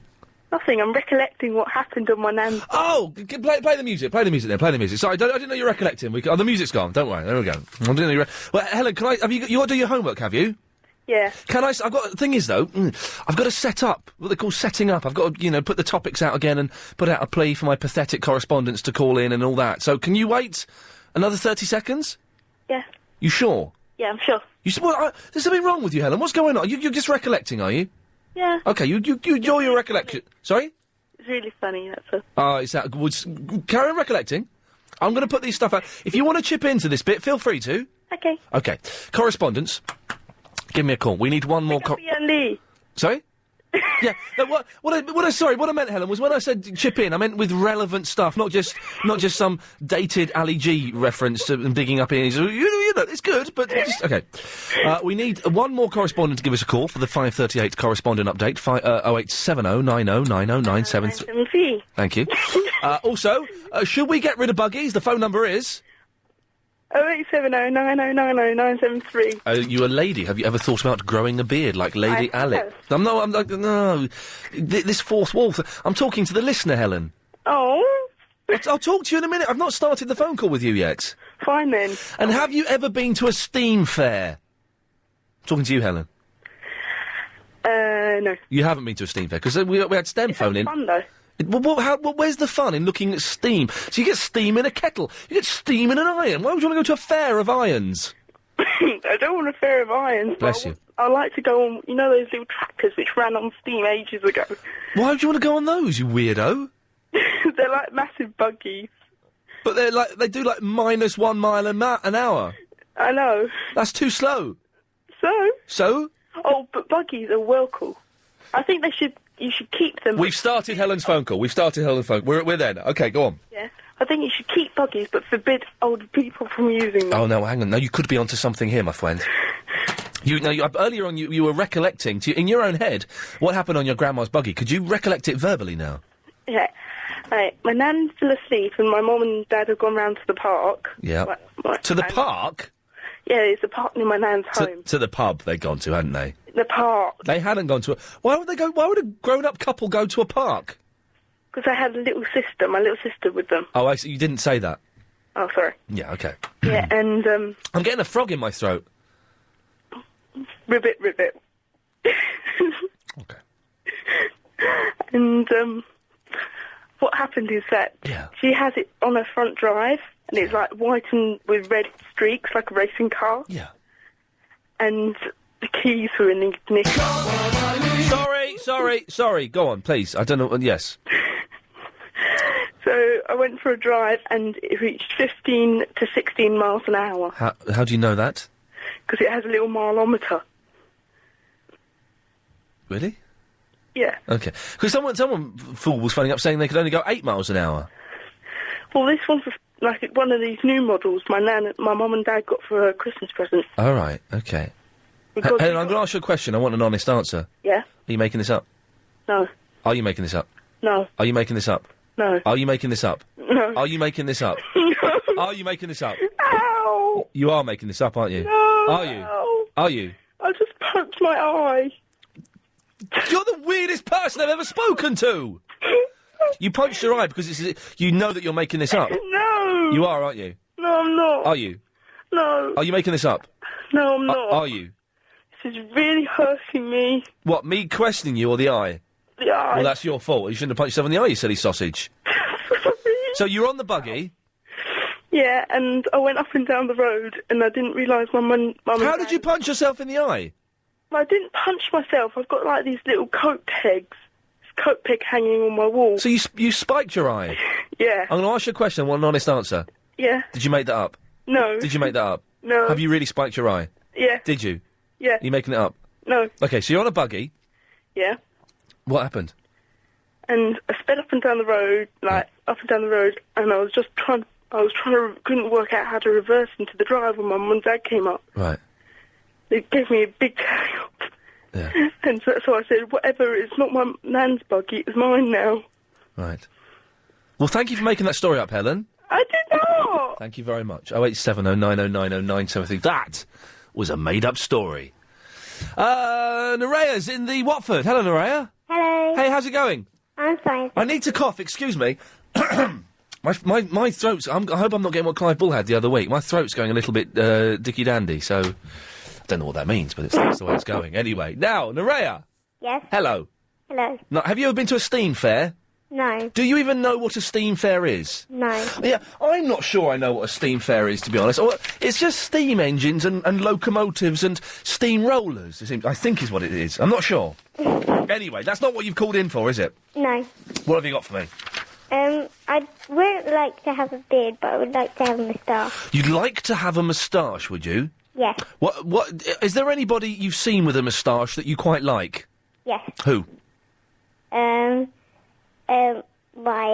My uncle. Your uncle's gonna... What's your uncle's name, please? Pardon? What's your uncle's name? Benny. Denny? Benny. Danny? Benny. Denny? Benny. Benny? Yes. Benny with a B? Yes. Okay. So I like the name Benny, but Benny... You don't remember Crossroads, do you? No. There used to be a character and they're called Benny. Well, my uncle comes from Spain. Ah, so maybe is Benny short for Benito? I think so. Might be. We don't know. He's got a... So the Spanish do moustaches very, very well, don't they? Yes. They do. So your uncle comes from Spain. Does your mum or your dad come from Spain? My mum. Your mum. So your mum's Spanish. Yes. Does your dad have a moustache? No. He's not got a beard. Well, he's got a bit of stubble. A little bit of stubble, but that's just because he's too lazy to shave, isn't it? Yes. Silly so-and-so. Nerea, are there any celebrity women you think would look good with beards or moustaches? Yes. Who? Kylie Minogue. Ah, no, this is interesting. What do you think she'd look good with? One of those ones that go all the way around the mouth. The goatee beards? Yeah. Yeah, she would... I think she'd look good with, like a really pencil-thin moustache. Just like a sort of like, again, this will mean nothing to you. I'm thinking of like a Spiv moustache, but I don't know how you put that into... Yeah, Bugsy Malone kind of moustache. Again, I'm an old man talking a foreign language, aren't I? Yes. Yes. Nerea, thank you very much for your call. Have a lovely evening. There are points... Sometimes you're in the middle of a sentence and you think, this person hasn't got a clue what I'm talking about. I'm 22 years older than them.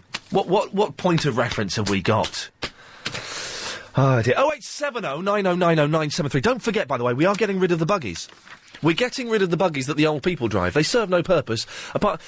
old people, we need it for our independence. No, you don't need those. You need manners. You need the internet. You don't need a buggy. We're looking for someone. We had, someone riding a buggy before the news at past. He got up to 8 miles an hour, going downhill. Very impressive. If there's someone who thinks they can go faster... What would be great, excuse me, hiccuping away, I said, a lovely piece of caramel shortbread chocolate thing from Marx's. Can we get someone to do a stunt on a buggy? Can someone do like a tiny ramp, not a big ramp, but can someone do an Evel Knievel Eddie Kidd jump challenge type affair? We're good if you could. 0870 90 90 973. We're also discussing the possibility of women with beards. Surprisingly, we have had no men call in saying yes. Ian, I would like to see a woman with a beard. I would find that sexually attractive. Are you a man with... Would that give you a kick, seeing a woman with a beard? 0870 90 90 973. And I genuinely thought that most women would have at some point in their life... I've considered what it would be like to have a baby. You think about it, you wondered. Obviously I've got no possible no reasoning or way of thinking what that would be like, imagining what that would be like. But most women must look at men and go, beard... I wonder what that's like to grow one of those things and have to trim it and look after it. If you have, give us a call. 0870 90 90 973. And if you had to grow a beard, what kind of beard would it be? We're mentioning steam fairs as well. Hopefully someone who's been to a steam fair may call in and say, Ian, I think these old so-and-sos... I don't think you can say bugger, so I won't. I'll say so-and-sos. Probably can't, actually, judging from the look I just got there. Are modifying their buggies.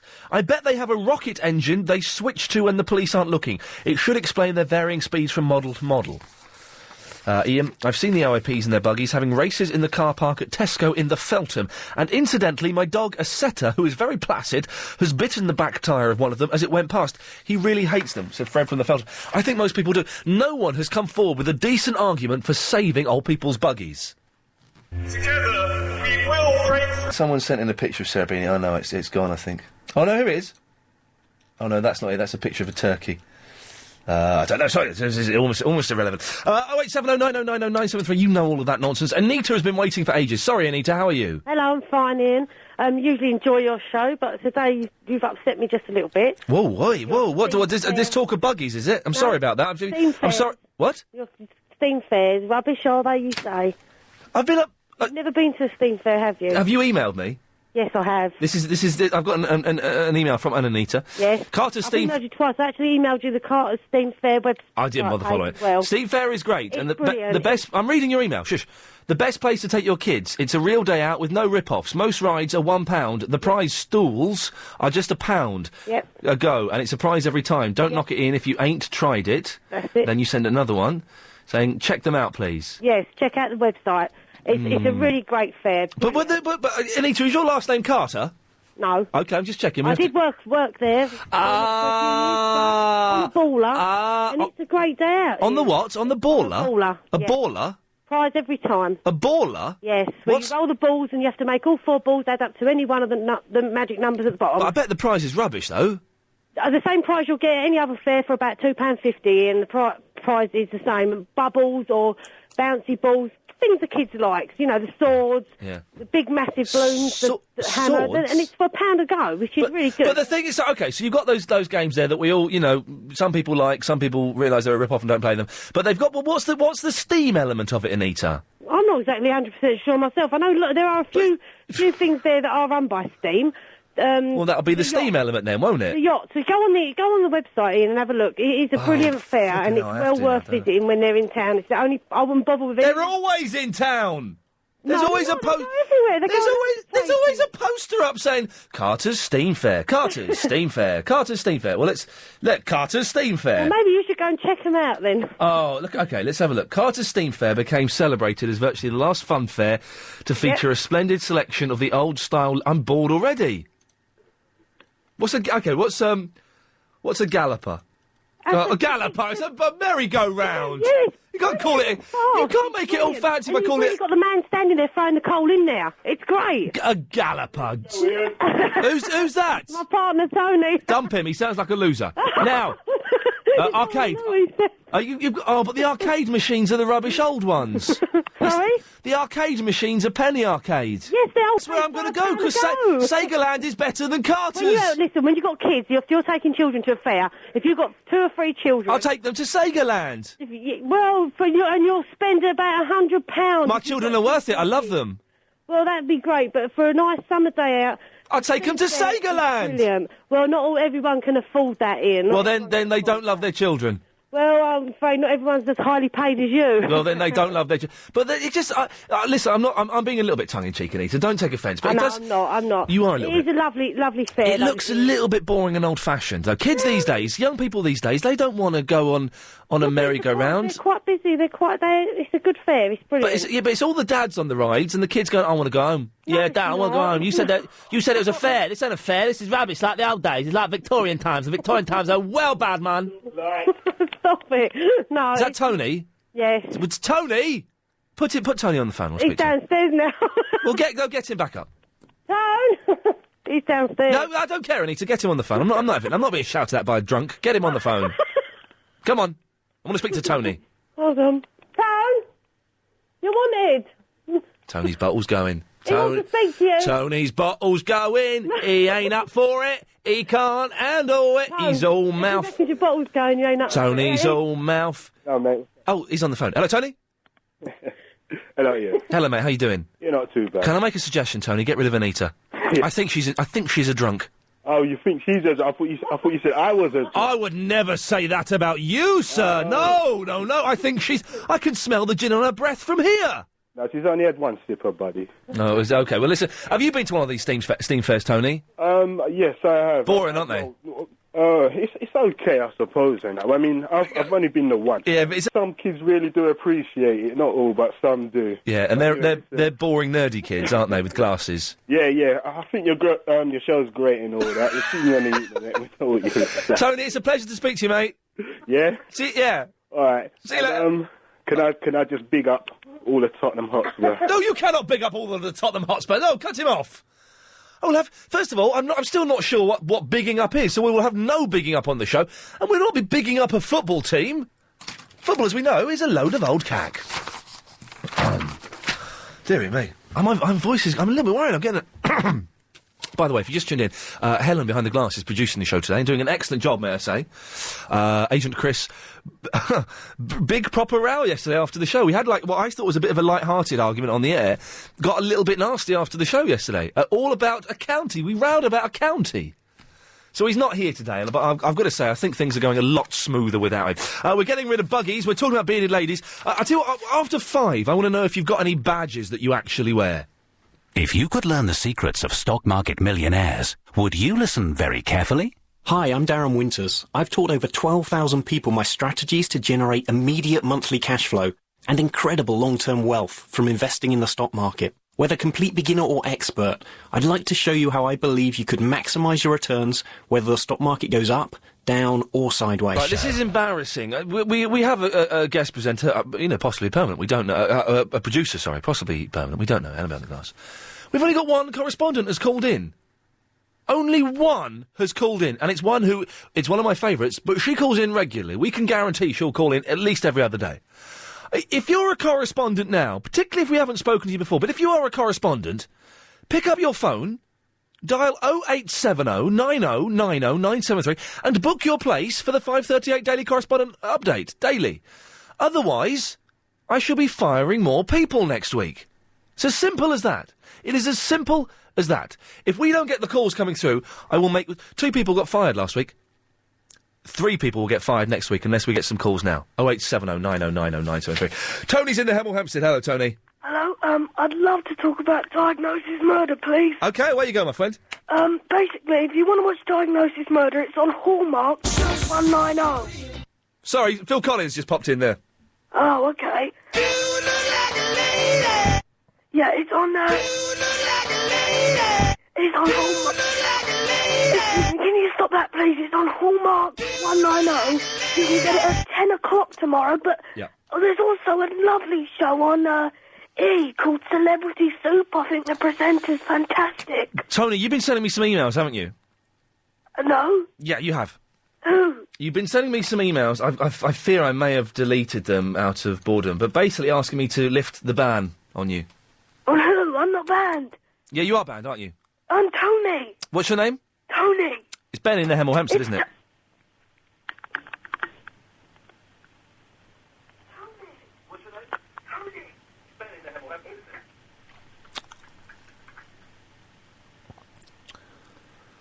He's still there. Hello? Oh, you're there! It's Tony! Ben? Yeah. You're banned. No. He answered to his name! Stupid sausage! He answered to his name! Ah, dearie me. 0870 90 90 973 is the telephone number. We're taking your calls now. We're getting, buggies banned. I want someone to have a go on a buggy. I want to hear a buggy revving up. Buggies have got a horn as well. It's not a very good horn. It's quite a disappointing... I want to hear it. I want someone on a buggy. I want a young person on a buggy. We've had an older person on a buggy. I want a younger person on a buggy if we can. And we'll do Andy after the news, if that's all right. Sorry, Andy, you've been waiting... we've been waiting 13 minutes. That's not as bad as some people. Some people have been waiting 25 years to get on this show, and they still haven't managed it. As well, are you a lady with a beard? Listen... Do people still wear badges? Do you wear badges? Because I don't wear them. I used to wear them when I was younger, and I bought a T-shirt the other day in a shop, a cardboard robot. I think it's some Japanese thing. I'm not sure, but there's a nice little badge that comes. It's only tiny, really tiny badge, and I want to wear it on my jacket. I think I'm too old. Once you're past 26, you're too old to wear a badge, aren't you? Because then you look a little bit wacky. Do you wear badges? 0870 90 90 973. Do you wear them as a grown-up? Or are you a young person that wears them? Is it not very cool to wear them as a young person? Give me a call, let me know. 0870 90 90 973. And we need one more correspondent, otherwise I'm going to start taking people off the list. Hello, you. Oh, I thought I'd delete an email, and there it is. We're talking about badges. Does anyone still wear badges anymore? They were big in the sort of 70s and 80s when everything was a little bit wacky. But, since recent events, everything's kind of slowed down a bit. Lisa says, Ian, I wear both my Barbie Friends Club badge and my Butlins Beaver Club badge. As far as I'm aware, there are no age limits, and neither organisations have revoked my membership. I was in the Butlins Beaver Club. Not quite what it sounds like it's going to be honest. A little bit disappointing. Do you wear badges? Does anyone still wear badges? I'm 32. 33 this year. Man! I'm too old to wear a badge, aren't I? I surely I'm a little bit too old now. I saw a chap in London about 2 months ago, with his a jacket entirely made of badges. A jacket of badges, one could call it. Apart from the sleeves, everything else was... If he'd been shot, he would not have died, because the bullet would have bounced off his jacket. He did get very upset when I said, oh, that's the second best jacket of badges I've seen today. But it was a little bit weird. Without being rude to the fellow, he was a little bit subnormal. And I think that's what badges are. I think badges are worn by people who have got something that they can't communicate properly, he said, stammering that sentence out. There's something not quite right. There's something missing from their lives. That's what I'm trying to say. That's why they wear badges. 0870 9090 973. Do you wear badges? Can we get an age range as well of when it's good to stop wearing them? By the way, we do have 2 correspondents now, but... Did I just have to spend the last 2 hours begging you to phone up, you losers? At least 3 of you are going to go next week. Potentially 4. Because I'm not happy with having... We gave out these prominent positions in the correspondent list December the 27th. We thought the most hardcore, loyal listeners would be calling in. Turns out it's a bunch of losers. I want better from you. I want better from you for the rest of this week. Otherwise, a lot of people are going to get the sack. Andy's at home. Andy, I'm so sorry I've kept you waiting for what seems like 1,000,000 years. Longer than that. Oh, 2,000,000 years. Yeah, it's about right. I apologise. You're welcome. How are you doing? Yeah, I'm all right, my friend. What can I do for you? Good. Right, these buggies. Yeah. All right, a couple of years ago, I was walking along the seafront down in Exmouth. Yeah. And as we were walking along, this old boy... He's on one of these things. I don't know how fast he was going, but he was going quite fast. And he flew straight past me and the kids, and he's done a right straight into the pub, and they've got the old swing doors. Oh, yeah. And he banged straight into them doors. The doors flew open. He's gone straight up to the bar, and he's literally pulled a skid and gone straight up to the side of that bar, and his pint was waiting for him. It was 11 o'clock in the morning. Oh, man. So what you're saying, Andy, from your experience, all buggy drivers are boozy, old, lazy so-and-sos. Yeah. Yeah. Just don't you think that's great? So when I'm older, I want to do exactly the same thing. So you can't ban them. No, I think younger people should have the buggies, and the older people should just stay at home. Yeah. Now you're because on my how old are you, Andy? Well, you got to be mid-30, about 33, 34, are you? Yeah. How old are you? Yeah, 30. Really? Well, for a second I thought you may be a bit old. So I'm 32. Wouldn't it be great to phone up? Say, Andy, come on. I tell you what, I'll meet you down the pub. I'll see you there in half an hour, and we got the buggies down there. I tell you, you couldn't think of a better life, could you? No, that's what I dream of. It's never going to happen, though. No way. You never know, do you? Andy, can I ask? Would you find a lady with a beard sexy? Oh. You never know. Definitely. There you go, you never know. That's the beauty of it. Andy, thank you very much for that. 0870 9090 973. You do never know, do you? Who knows what mysterious things arouse us and stir passions? I know some of the things that arouse me. H is in the Hendon. Hello, sir. Hello, sir.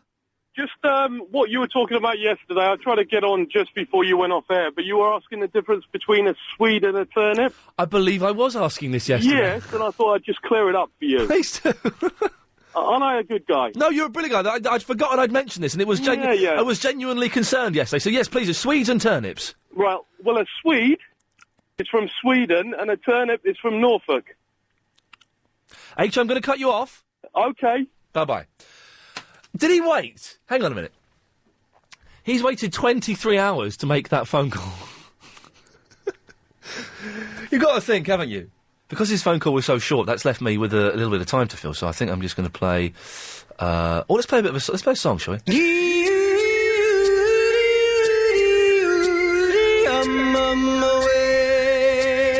And that's bridged the gap to Diana from the Watford very well. Hello, Diana. Hello, darling. How are you? I'm fine. I like it when women call me darling. Oh, I call lots of people darling. I like it. I think it's good. I don't mean it in a sexual way. I like it. I think it's a nice name. Yeah, and sweetheart. Sweetheart. Do you like being called love? No. Oh, because I've started calling a lot of people love. No, no, it's not endearing, really. Well, I think I do it not out of, a kind of vaguely sexist attitude. It's because I'm not very good with names. So if I say something like that, it's easier than remembering a name for me. I think love, it sounds quite nice coming from me. Yeah, no, it's not. Let me try, hang on. You right, love? Yeah. Oh. No, it's not working. But when I say darling, it sounds a little bit, hello, darling. Yeah, that's nice, Father. It sounds a bit forced, though, I think. No, I think it's nice. Okay. Anyway, I just got to tell you, I just had a near-death experience with one of those old fat ladies Yeah. on a buggy. Bring it on, come on, tell me the story. I literally just dropped off my daughter Yeah. at her tap dancing class, with the radio on, of course. Of course! And this woman, crazy woman, just swerves out from the road. She's just like in the road, onto the pavement. Idiots. Not only did she do that, she's dragging some poor dog. Wireless show. Now, we've been asking you to send in your MP3s, and this week it's Chris and the Hemel week. We've got two from, I don't know what we're playing from today, but I know they're going to be great for after 6 o'clock. We've got an email from Richard in the London. Ian, I wonder if you can help. I need help for my MP3. I don't think you would do this, but I need all the callers to say Kadang. Oh, dear. This would help complete my MP3 file. I wonder if you read this, or even read it out on the air, or maybe reply. Anything will be good. Thanks for your time. So if you're calling in, you have to, say Kadang. Oh, look, now the correspondents are panicking as well. Look at this. Raptor X. Is this just a threat? Is the random sacking of correspondents will happen, and when will it happen? Or could you just do a complete overhaul of correspondent list? Yes. Sophie in the Beaconsfield. Hello. Hey, Sophie, can you say Kadang for me? Kadang. Thank you. You live near my mum. My mum lives in Farnham Common. Do I? Yeah. Excellent. There you go, you see. Maybe you should pop round for tea one night. I wouldn't. She makes a lousy cup of tea, bless her. Anyway, Sophie, what can I do for you, please?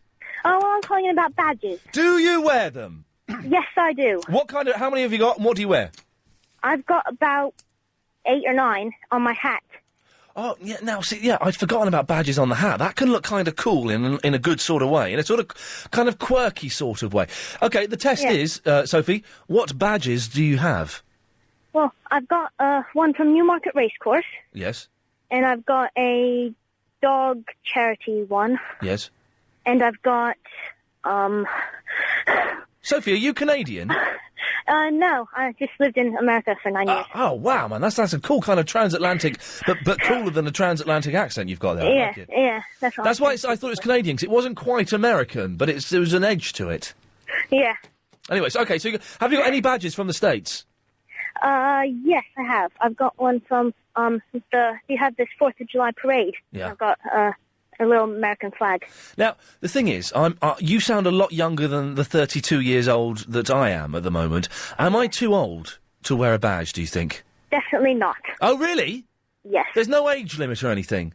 Nope, badges are excellent. OK, so, I'm a little bit lazy in my look. I go for the T-shirt, the jeans, and then a suit jacket. Could I get away with a badge on my suit jacket, do you think? Yeah. Sophie, I'm going to do that tomorrow. If I get laughed at work tomorrow, you're in trouble. But if all the people say, Ian, you look cool, then I shall say, yes, Sophie told me to wear this badge. OK. Sophie, thanks very much. Have a lovely evening in Beaconsfield. There's not much to do in Beaconsfield. There's a couple of good pubs there, but I believe Sophie may be a bit too young.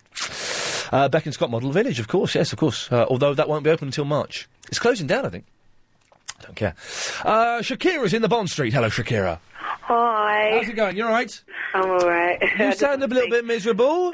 My boss is telling me to tell you Gadang. Thank you. Well done. Yes, excellent. Someone wants us all to say Kadang for some reason, so we're doing it.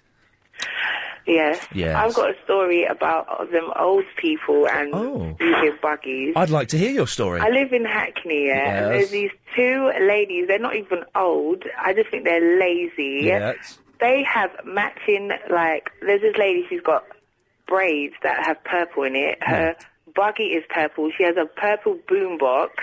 The other lady's got a pink, I don't know, feather stuff on her buggy. She's got her little boombox, and they ride around. They walk. I've seen them actually walking. They ride around, and we have to listen to their stupid music. What music do they play on their boombox? Is it anything like this? Is it like that? No. Is it like this? Is it like that? No. Is it like this? maybe one of them is a bit like that. Is it like this?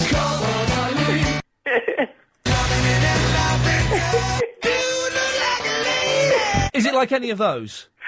A little bit, maybe. Is it like this? Oh, controversial. So they're playing their music from their boombox and looking stupid. On high. No, they have attitude. You have to move out their way. They're not having it. They're not happy. No, beep, beep, move. It sounds like a nightmare in Hackney. It is, and they go from like Dalston to the Mare Street, and they're just riding on their thing. And if you're walking, it's like they'll run you over to go past you. Do they? I beat two cyclists the other night because they were riding. They weren't in single file. They were riding in two abreast, so they took up too much space. You couldn't overtake them. I beat them. Do they ride in single file? These women? It's like a gang. It's like a gang. Oh, they look like dear. two gang, and they're not old. They're at least like 40 or something like that. Oh man! And they walk. They get up in the shop. They leave it outside. Oh, that makes me so angry.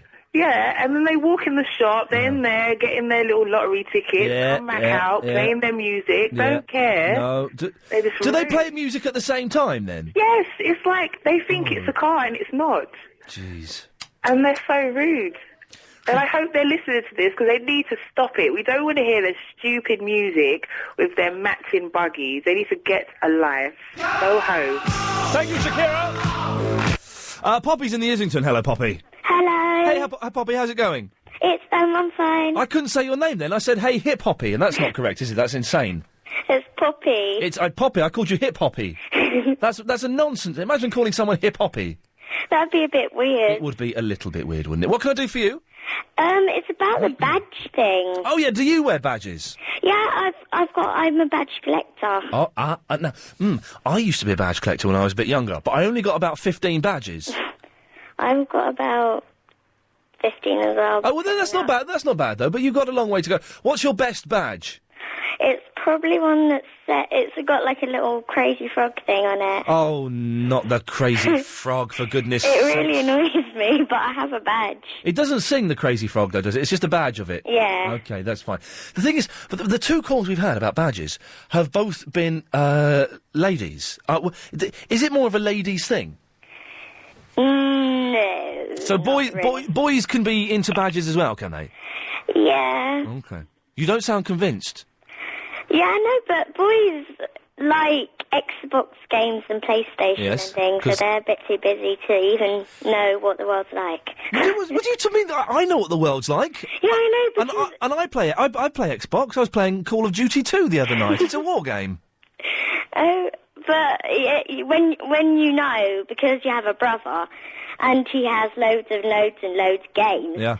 And he plays with his friend all the time. Yeah. Whenever they come round, it's like the first thing they do is just go running upstairs and playing Xbox. Poppy, now listen, you sound quite young. You sound like... Because a lot of older women, people sort of my age, girls my age, they don't like the Xbox. But you sound young enough that you could maybe make yourself like it.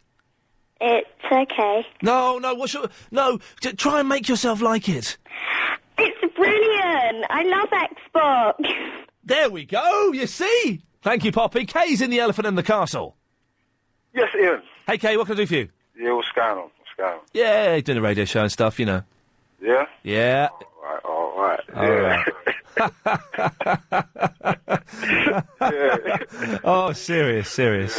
No, you see what, yeah? Yeah, go on. You see, Yeah? women and beards. Oh, nice. Yeah. You know Judy Finnegan? What? Judy. Yeah? Judy, man. Richard and Judy. You're not saying that Richard's a beard, are you? No. What are you saying? What I'm saying is, yeah. Oh, she'd look good. She'd look good with a beard. Yeah, but you know the one that remember Heart Foundation, Jim the Anvil. Remember Jim? Who? Jim the Anvil, Neidhart, and Bret Hart. The Heart Foundation, man. Heart to Heart. No. What's the Heart Foundation? The Heart Foundation, wrestling, man. Oh, I didn't watch wrestling. It was rubbish. It's for... Oh, come on, man. Come on. Okay, listen, stay there. We'll find out more about the Heart Foundation. I've got no idea. After we had a little bit of this. English show. Okay. We know what we're talking about. I should recap. That's the radio norm, but I can't be bothered because I'm trying to work out who the hell the Heart Foundation are. Mario? Kay? Yeah, man. Well, what the hell is going on? No, it's the WWF, innit? Tito Mancini and Bret Hart. Raised by the American WWE. Mario, you just said you didn't know who they were 5 minutes ago. No, it's in the game. When you play the WWF game, it's written on there. So they're on the back of a computer game. Well, not really, but obviously it must be something in order why. It's okay. You're talking about the Hart Foundation. No, I was just saying that she should have a beard like the Anvils. 'Cause she's always fidgeting, and she can fidget on the beard, because when Anvil used to talk, he always used to grab his beard and start holding it. We're not saying anything rude here, are we? So Judy Finnegan should have a beard like the Anvils. Yeah. You see, the thing is, Ian, you don't know that particular, the Anvil. The Anvil is a fighters, I know where he's coming from. I'm going on the internet. I want to know what the Anvil... ANV... On WWF, you'll see it. Jim the Anvil, man. There's a few brothers, isn't it? Jim the Anvil Neidhart. Here we go. Okay. Jim the Anvil... Oh, yeah! It's like ZZ Top styley. Yeah. I'm there. I've got it. They look a bit funny in those... I don't want to say they look gay, but they look a little bit funny, don't they? Yeah, they look a little bit funny. Yeah. They look a bit too close to each other. Yes, they do. Well, there's nothing wrong with that. Bless them. I'd love to see. They're brothers, isn't it? They're brothers. Oh, they're brothers. They're not brothers. Yeah, they're brothers, man. That blonde bloke. Oh yeah. Oh, I see. Well, yes. Okay, I get the point. So Judy Marsh with a moustache. So, Kate, your point is that stop. Imagine Jody Marsh with a moustache with a nose like that as well, though. For real. Yeah, man. Oh my God. You know Jimmy Hill moustache. Jimmy Hill. Oh, yeah. I remember that dude. Jody Marsh with a Jimmy Hill moustache. That'd look hilarious. Yeah, man. So what you up to anyway, Mario? You cool, yeah? Yeah, I just come up from RD, man. I'm just getting how we do, man. Yeah. What, the S line one? Or S4. Yeah? The S You're one. boring me now. Fast one, isn't it?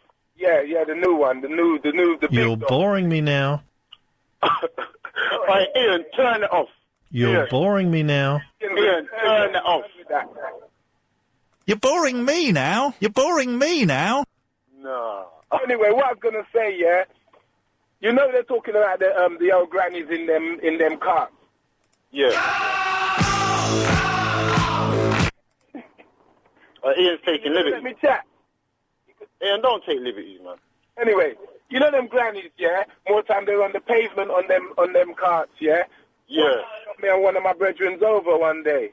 So my brethren had to ask the woman, why are you doing that for? Can't you just take that Jeep in the road? Because she had the plastic over it, because it was like a rainy day, so she had the plastic. Yeah. She stick up her fingers at him, and I'm saying, see that? Oh, people. Now that's offensive. Now, do a little dump there, because it wasn't one of our callers, but someone in the background said a very rude word, which, luckily, it's 5:38. Get me out of here. It's time for the daily 5:38 Daily Correspondent Update. It's a good one. Brought to you every day. Bring it on. Daily. Every day. Clive has been in the band Network and composed the song I'm Not That Sentimental. He can be heard tonight from 8. Mick, the Tommy Boyd correspondent, says last Saturday Tommy's show was delayed by 80 minutes due to live radio coverage of a flipping basketball game. Hi, I'm Annabelle from the Woodford. I'm the Cars and Kids correspondent. Here is my update. Kids, if you haven't tried Fruit Flakes, a word of advice, don't try them. They're rank.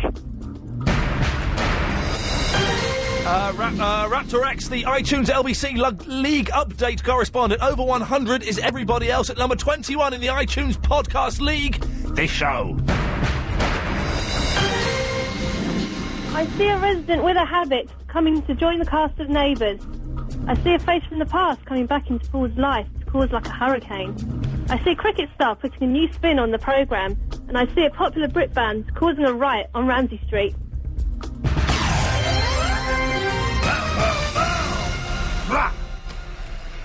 Ah, dear. That was exciting. First dump for ages. I haven't had a dump for ages. It's a shame, but it wasn't our fault. And it wasn't one of those calls. It wasn't Kay or Mario, which is good. It was someone in the background. I'm doing the LBC in. It's good. It's exciting. It excites me, because I get to hear it. You're talking about badges. We're talking about badges. When is it all right to wear badges? When am I too old to wear badges now? James has emailed in. James in the Tennington. Ian, I made my own badges with I know James Trosh and gave them to people at my college. People seem to like them, and I keep seeing people walking around with them on. I have people say, you're James Trosh. Can I have a badge? Anyway, I don't wear badges, but people who know me do. James, do you know what? I wouldn't mind an I know James Trosh badge. So if you can send one in to me, I'll wear it. I'll wear it. By the way, don't forget after 6 o'clock, we take your calls straight to air as we play Triple M. We've got 2 Ben. I keep saying Ben in the Hemel, and that's got to stop. In fact, Ben emailed in saying, when you talk about Chris in the Hemel, stop mentioning me, please. It's not deliberate. We've got 2 Chris in the Hemel MP3s that we've got to play, which are going to be cracking. This is Anita. Anita keeps banging on about... Oh, dear. She made a joke about balls. She means balls, but then she's implied balls as well. She's the one who's going about the Carter's Steam Fair, which I'm sure is an excellent, excellent thing. It just looks really boring. Well, where's the fun in going to an old-fashioned fair? Oh, it's like it was in the Victorian days. Yeah, but the Victorian days, I don't remember, they were rubbish. Things are much better now. Dear me. Graham's in the Enfield. Hello, Graham. Hello, Ian. How you doing? Yeah. Good, good. A couple of points about the old buggies. Bring it on. I'm actually in support of them, but the first story may not sound like it. When I was about 10, I remember being in the Lewisham Shopping Centre. Yes, I've heard of it. As you do, yeah, it's not a nice place. And someone actually got run over by one of these buggies and broke their leg. How do they break their leg with a buggy? Well, they fell over, and then the person in the buggy ran them over. Oh. Apparently by accident. And there was quite a lot of blood, and it was quite a nasty... Dear God. A nasty incident. So that was the first one. OK, so that's why we should get rid of buggies.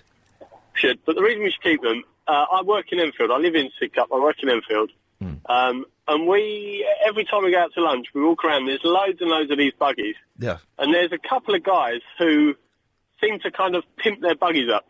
Pimp their buggies? Oh, you mean... Their buggies up. You don't rent them out for sexual purposes. They dress them all bling-style like, that man, though. Who's the man? Who's the idiot? What's his name? Tim Westwood. Tim Westwood, He's that's the that man. fool, yeah. That crazy fool. Yeah.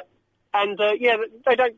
Maybe I used the wrong term. They don't really bling it up, but they've got private number plates. Oh, God. Now, I don't know if I'm legally allowed to give out one of their private number plates. I'm sure it doesn't actually mean anything. One guy's called Ray 1. Ray 1, well, yes. Well, no one's going to track down Ray 1. and they just sort of doodle around Enfield all day. So it's quite amusing, and they seem to have special cushions adapted to make sure their posture's correct. Well, if you're going to go around terrorising the neighbourhood, then yes, you need to to have a good cushion to support your buttocks. Exactly. Have you heard an American say the word buttock? Because we say buttocks, don't we? Americans say buttocks. Buttocks. Can we get it? All right, we've got some challenges. Graham, thank you very much for that. Challenges for the last 15 minutes of the show. I want an American to call up and say the word buttocks, because it's funny, they actually say buttocks. Oh, the first time I heard someone say it in a film, I thought they were taking the mick. But I've heard other Americans say buttocks. They say buttocks. So I want an American to call up, 0870 9090 973. I want someone to call up, I want to hear a buggy being revved up. They kind of rev up in a weird way. I think once you press that button, they go. So I want to hear that. And also, if you want to give us a call, it's the last 15 minutes of the show proper. 0870 9090 973 is the phone number. More of your calls after a bit of this. The Afternoon Weather Show. Yes, you work for ages on stuff and you throw it out and you get some response. Then you throw out, can we get an American to say buttocks for me? And the phones go mental. James is in the Slough. Hello, James. Hi, Ian. Hey, James, how's it going? Not bad, thank you. Now, you're not American, are you? No, I'm actually South African. Where's your South African accent? Where's your South African accent? Well, I guess I've been here a little bit over a while, so... But people pick it up, and then most people think I'm Australian for some sort of reason. You sound like a very posh gentleman to me, which is not an insult in any way whatsoever. So please don't take it as you sound like a posh man. Okay. How do you say buttocks in South African? Okay. Well, obviously my accent will change a bit, but buttocks. You really emphasise the talk. Yeah, you do. K is very strong, isn't it? Yeah, buttock. And in fact, you say we sort of say buttock. You. Yeah. So do it again. Buttock. Barry in the Watford. Buttocks. Sorry. Hang on, this is Barry. Barry. Hello. Yes, how the Americans say buttocks. Yes, come on. Go on then. Is it like buttocks? Buttocks. Because there's Americans have moved in next door to our home, funnily enough. A blooming right bunch of yankadoodle-diddly-dandies, isn't that lot? A blooming bunch of boogie-woogie bugle boys from Company Buttocks. Buttocks?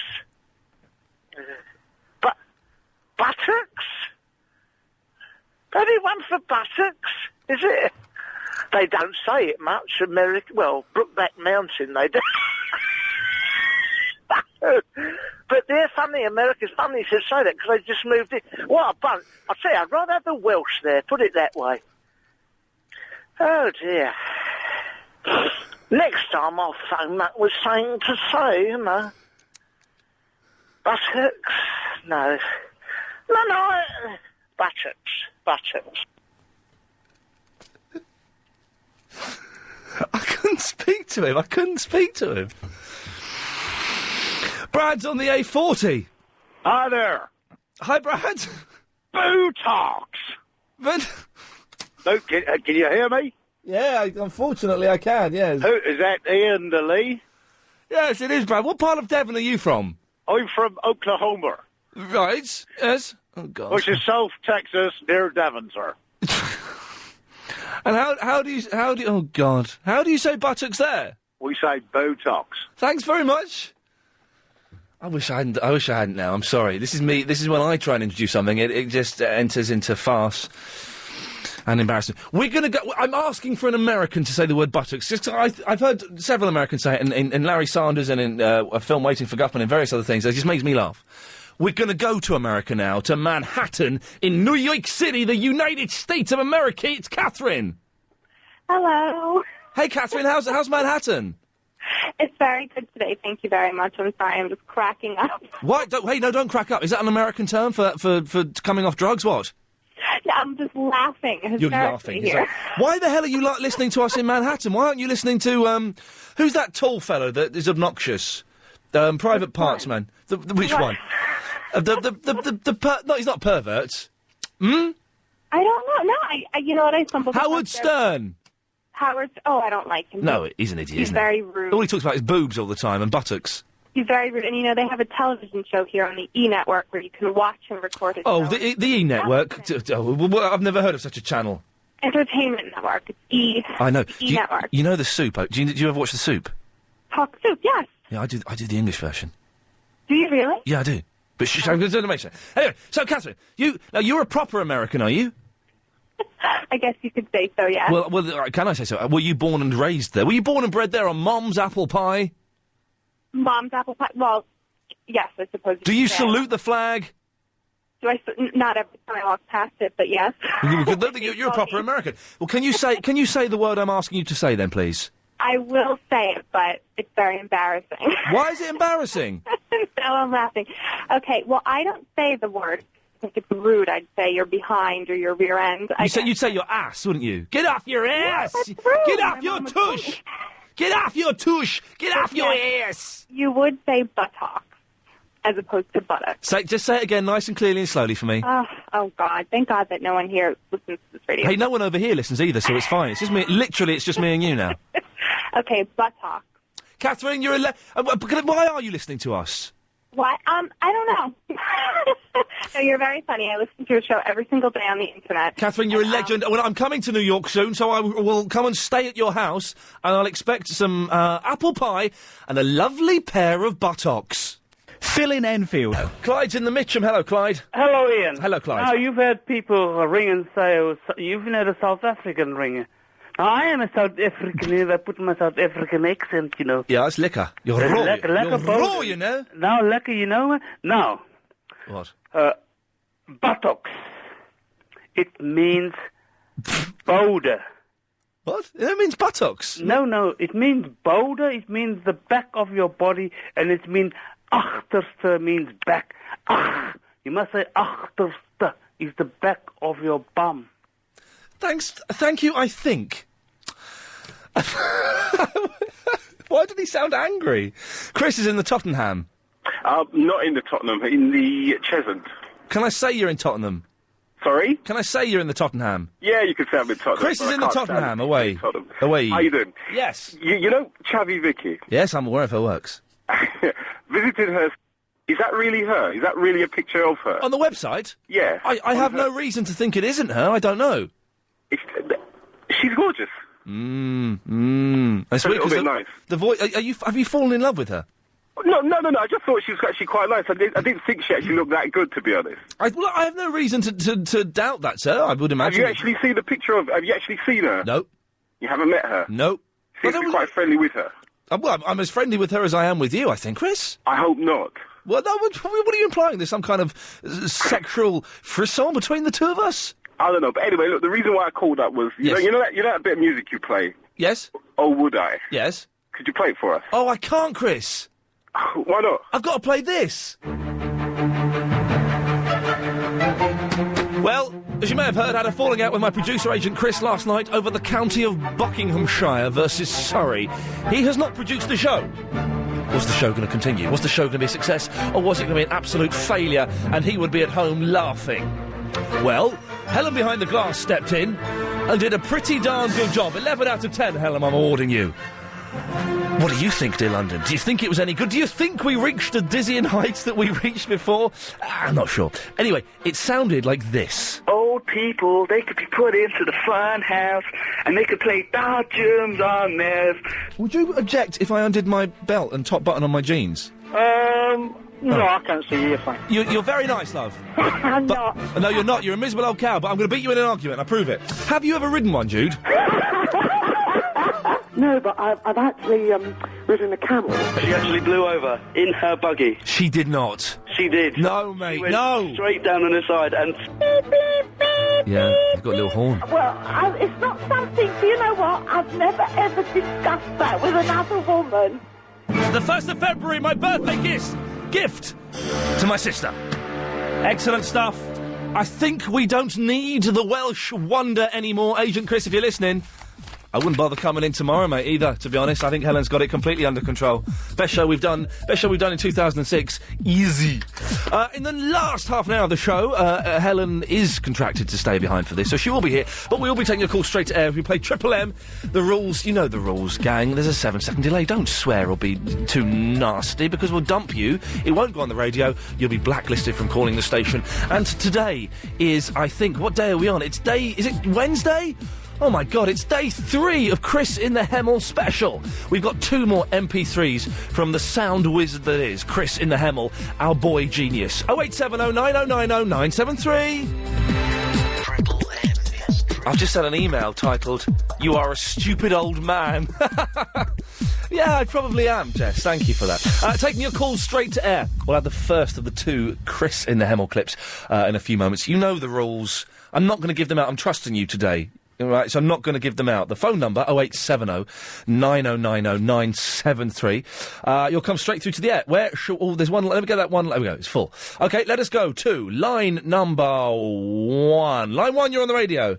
As the snow flies on a cold and grey Chicago morning, a whole little baby child is born in the ghetto.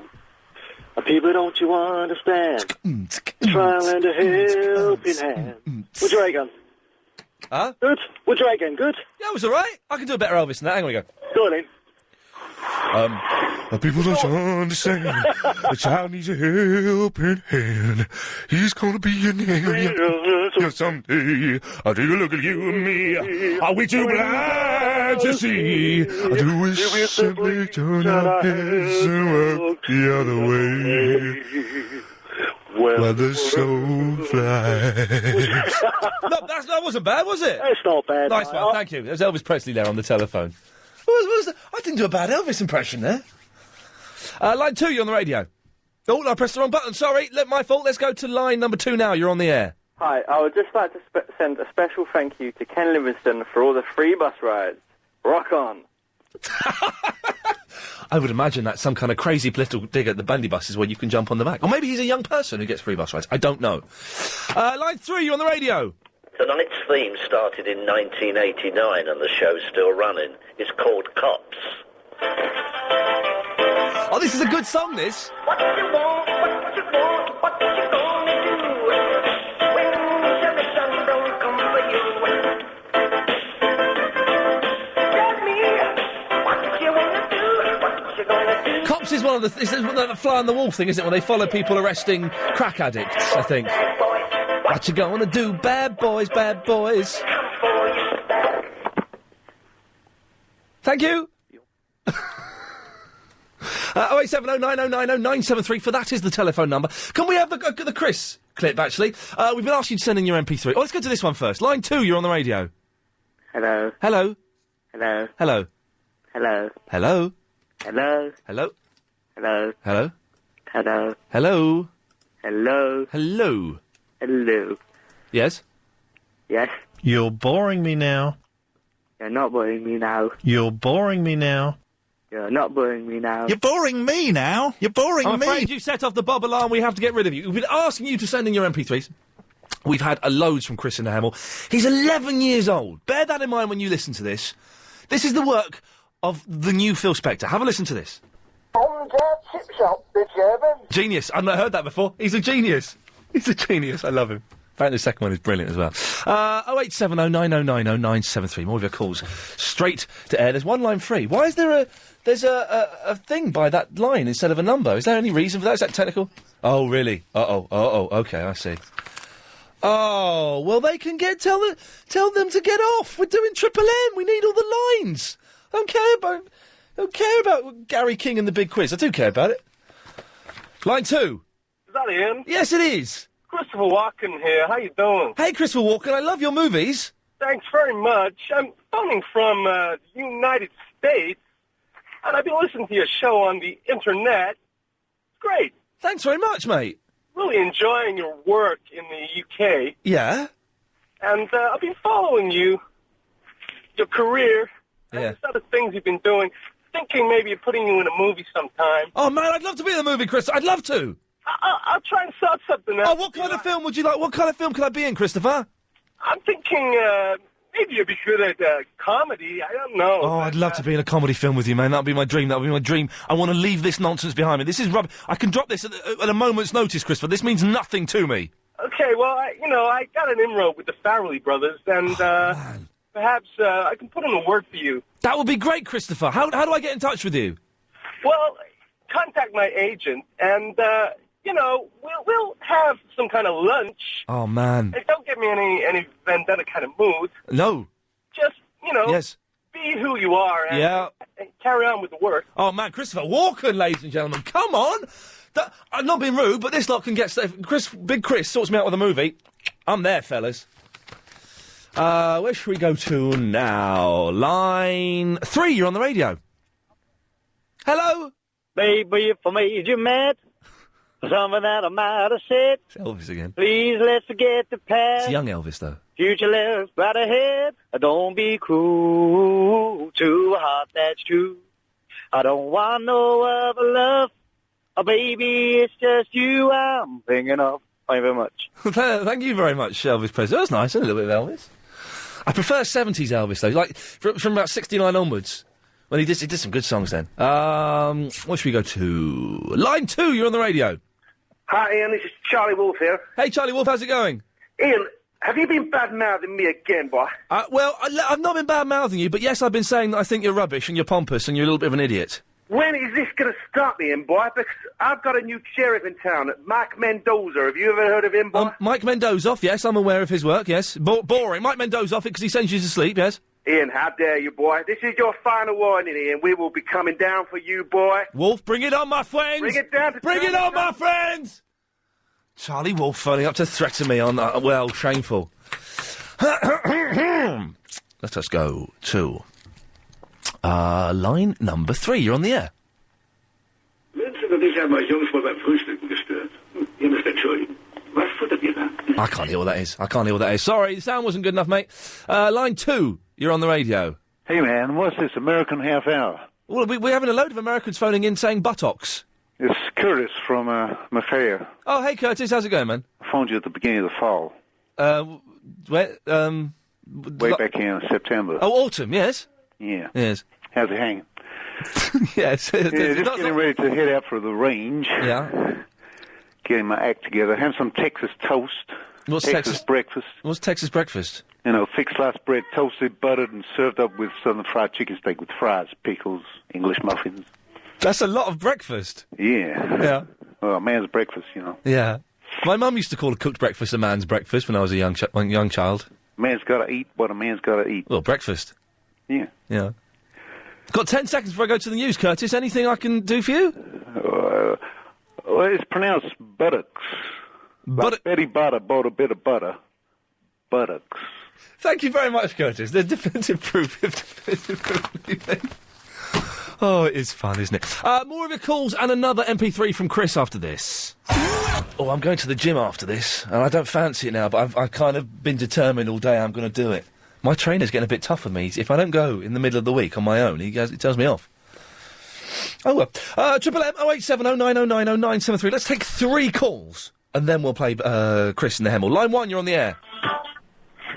No, 973. Let's take 3 calls. That's me. Yeah, not good enough. Not good enough. What's wrong with that? It always goes wrong when Heather walks in, doesn't it? It always goes... Because up until then, I promise you, it's been really slick. The second you walk in and do a steptoe face, you were just doing. It all goes a nightmare. Oh, dear. Line 2, you're on the radio. Hey, Ian. Hey, man, how's it going? It's all right. It's Yasser from the Stratford, yeah? Hey, Yasser from the Stratford. Yeah, right. You know you said 3 correspondents are going? Yep. Who are they? Not saying. How come, when are you going to say them? Going to say next week. All right, then. That's fine. It ain't going to be me anyway, so... Are you sure it's not going to be you? Yeah, I'm 100% guaranteed to do that. Oh, well, you're a little bit cocky, aren't you? How come you're 100% guaranteed it's not going to be you? I'll send from now on, until you do it, I'm going to send correspondence every day, so then you can't sack me. Maybe I can sack you anyway. Maybe you can. I was saying that, you know about your show? Yeah. How you can make it slightly better? What, this show? Yeah, I think it's good, but you can make it a bit better. How can I make it a bit better? Go on. You know, the other week you done that, show, Polite Show? Yeah. I think you should stick to that, so that was perfect, that show. Do a polite show every day? Yeah, I like that way. The thing is, though, some people loved it. The people who normally don't like me liked that show, and the people who normally like me hated that show, and they thought it was a bit boring. It turns to get lost in. OK, I will do. Well, that's not very polite, though, is it? Telling people to get lost. Thanks, yes, sir. Line 2, you're on the radio. Oh, hi there. Hello. Oh, sorry. I'm a really big fan of yours. Oh, Hayden, well, thank you very much. You're on the air speaking to me. Oh, groovy. Yeah, you know that advert where the guy, he rings up the car insurance? Oh, I can't talk about the adverts, man. Oh, right, well, forget that then. OK, sorry, I'm not allowed to, for, reasons. Oh, OK. Anyway, well, in that case, we'll leave it there. But yes, I'd love to talk about the adverts, because some I think are brilliant, some I think are awful. There's one at the moment I think is genius, but I'm not allowed to say. Line 2, you're on the air. Good evening, Mr. Lowe. Good evening. I just don't know how you're getting away with this busted flush of a show for so long. It's good, isn't it? Well, all I can say is the executives at London Broadcasting must want their head examined. Brian, they don't. Well, they do. Brian, they don't. They do. Brian, listen, let me say something. The figures come out tomorrow. Tomorrow morning, the figures come out. Let's see if I've improved on Daisy Sampson. Well, I mean... Shall we see then? Because that's what... That wouldn't be difficult, would it? But exactly. There you go. Then what's your point? It was a decent drive time show. Put you back on the weekend at night for the little Brian, kids. drive time is such an old-fashioned kind of phrase, and that's really patronising for all the adults that enjoy the show, saying it's for the kids. Because you haven't got a sense of humour. You think I should be talking about the bird flu, congestion charge, and Ian Huntley, do you? Is that what you think? Is that what you think? Station. I mean, no, it's Brian. Brian, it's not a new station. That's 11:52. That's a new station. This isn't. This is a speech station. Well, let's You're wrong. This way. If you took the 3 presenters in the morning, they're a million times better than you, Squire. Yeah, but it doesn't matter. It's not a new... Let's go with the point you just made that was wrong. It's not a news station. It's news and speech station. It's not a news station, mate. 11:52 is the news station. Oh, what do you have on the hour then, Ian? Well, we have news. Every radio station. XFM... Ian. Brian, XFM has news on the hour. Virgin has news on the hour. They're not news stations, are they? Are you as... down to the lowest common denominator, mate. Are you as thick as you're making yourself sound, Brian? Are you really that thick, or are you winding me up?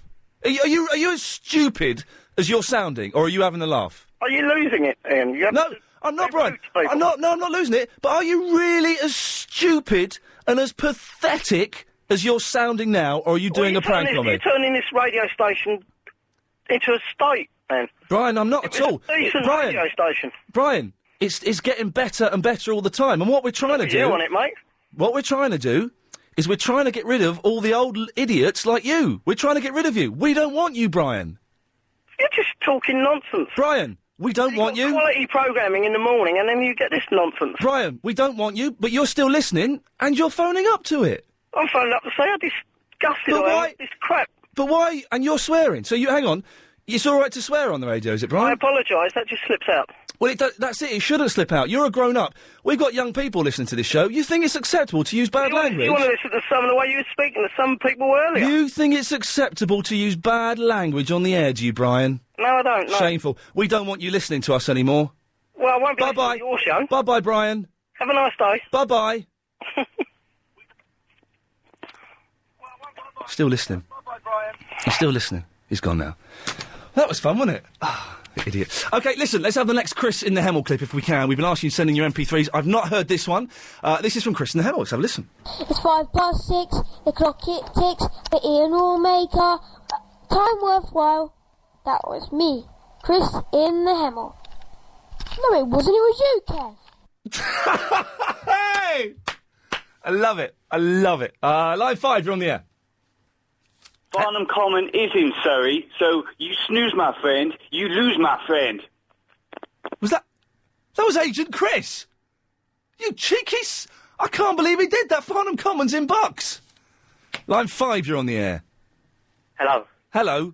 Is that me? I can't believe Agent Chris has phoned up. See, we got more out of him than we've had out of him in the last 6 months, and he's having a go at me. Where the hell is he? That is me. Hello. No, you be quiet, my friend. OK, Agent Chris, I know you're listening to this. Don't come in tomorrow. Don't come in. Helen, can you do it tomorrow, please? Thank you. Chris, don't come in tomorrow. We don't need you. He was snoozing. He's losing, my friend. Have you drank Nicozade? What? Have you drank Nicozade? I've had it before, yes, it's nice. Yeah, have you ever drank it when you're ill? Yes, it's good for you. Yeah, have you heated it up, then drank it? Have I heated Lucozade up and drank it? No. Yeah, when you're ill. Yeah, you should try that. Nice one. Next time I'm ill, man, I'll do it. Yeah, make sure you do. I will do. Thanks very much. I'm furious. I had an idiot having a go at me. I had an idiot of a producer, potentially ex-producer, phoning me up. Line 2, you're on the radio. I heard a rumour on the internet, so it must be true, that you are the love child of Rusty Lee and Bruce Lee in an effort to make the best cook kung fu master in the world. Is it true? I'm not allowed to confirm or deny that rumour. It's best if I don't. Where should we go to now? Oh, let's go to line number 2. Line 2, you're on the radio. Buttocks. Thank you very much. I suppose I asked for that, didn't I? Line 2, you're on the radio. Hey, Ian, how's it going? Yeah, fine, man, you're right. Yeah, no, I heard of that. Listen to everyone, man. Don't worry about it. You do a great show. Oh, the thing is, he's still listening, and he'll... I've been doing this slot for 3.5 months now. He's been listening to all of it. He'll still be listening tomorrow. Doesn't matter. You get more listeners by the day, man. Bless you, very kind of you. Two quick things. Go on. 'Cause I know you want to wrap it up.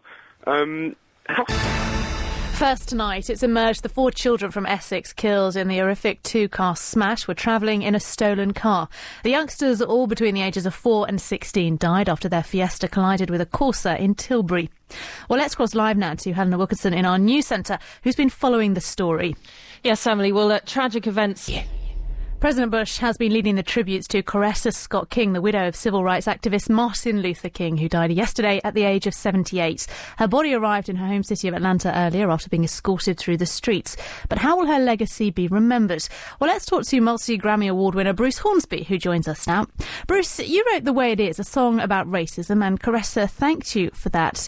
How important was Coretta Scott King to the movement?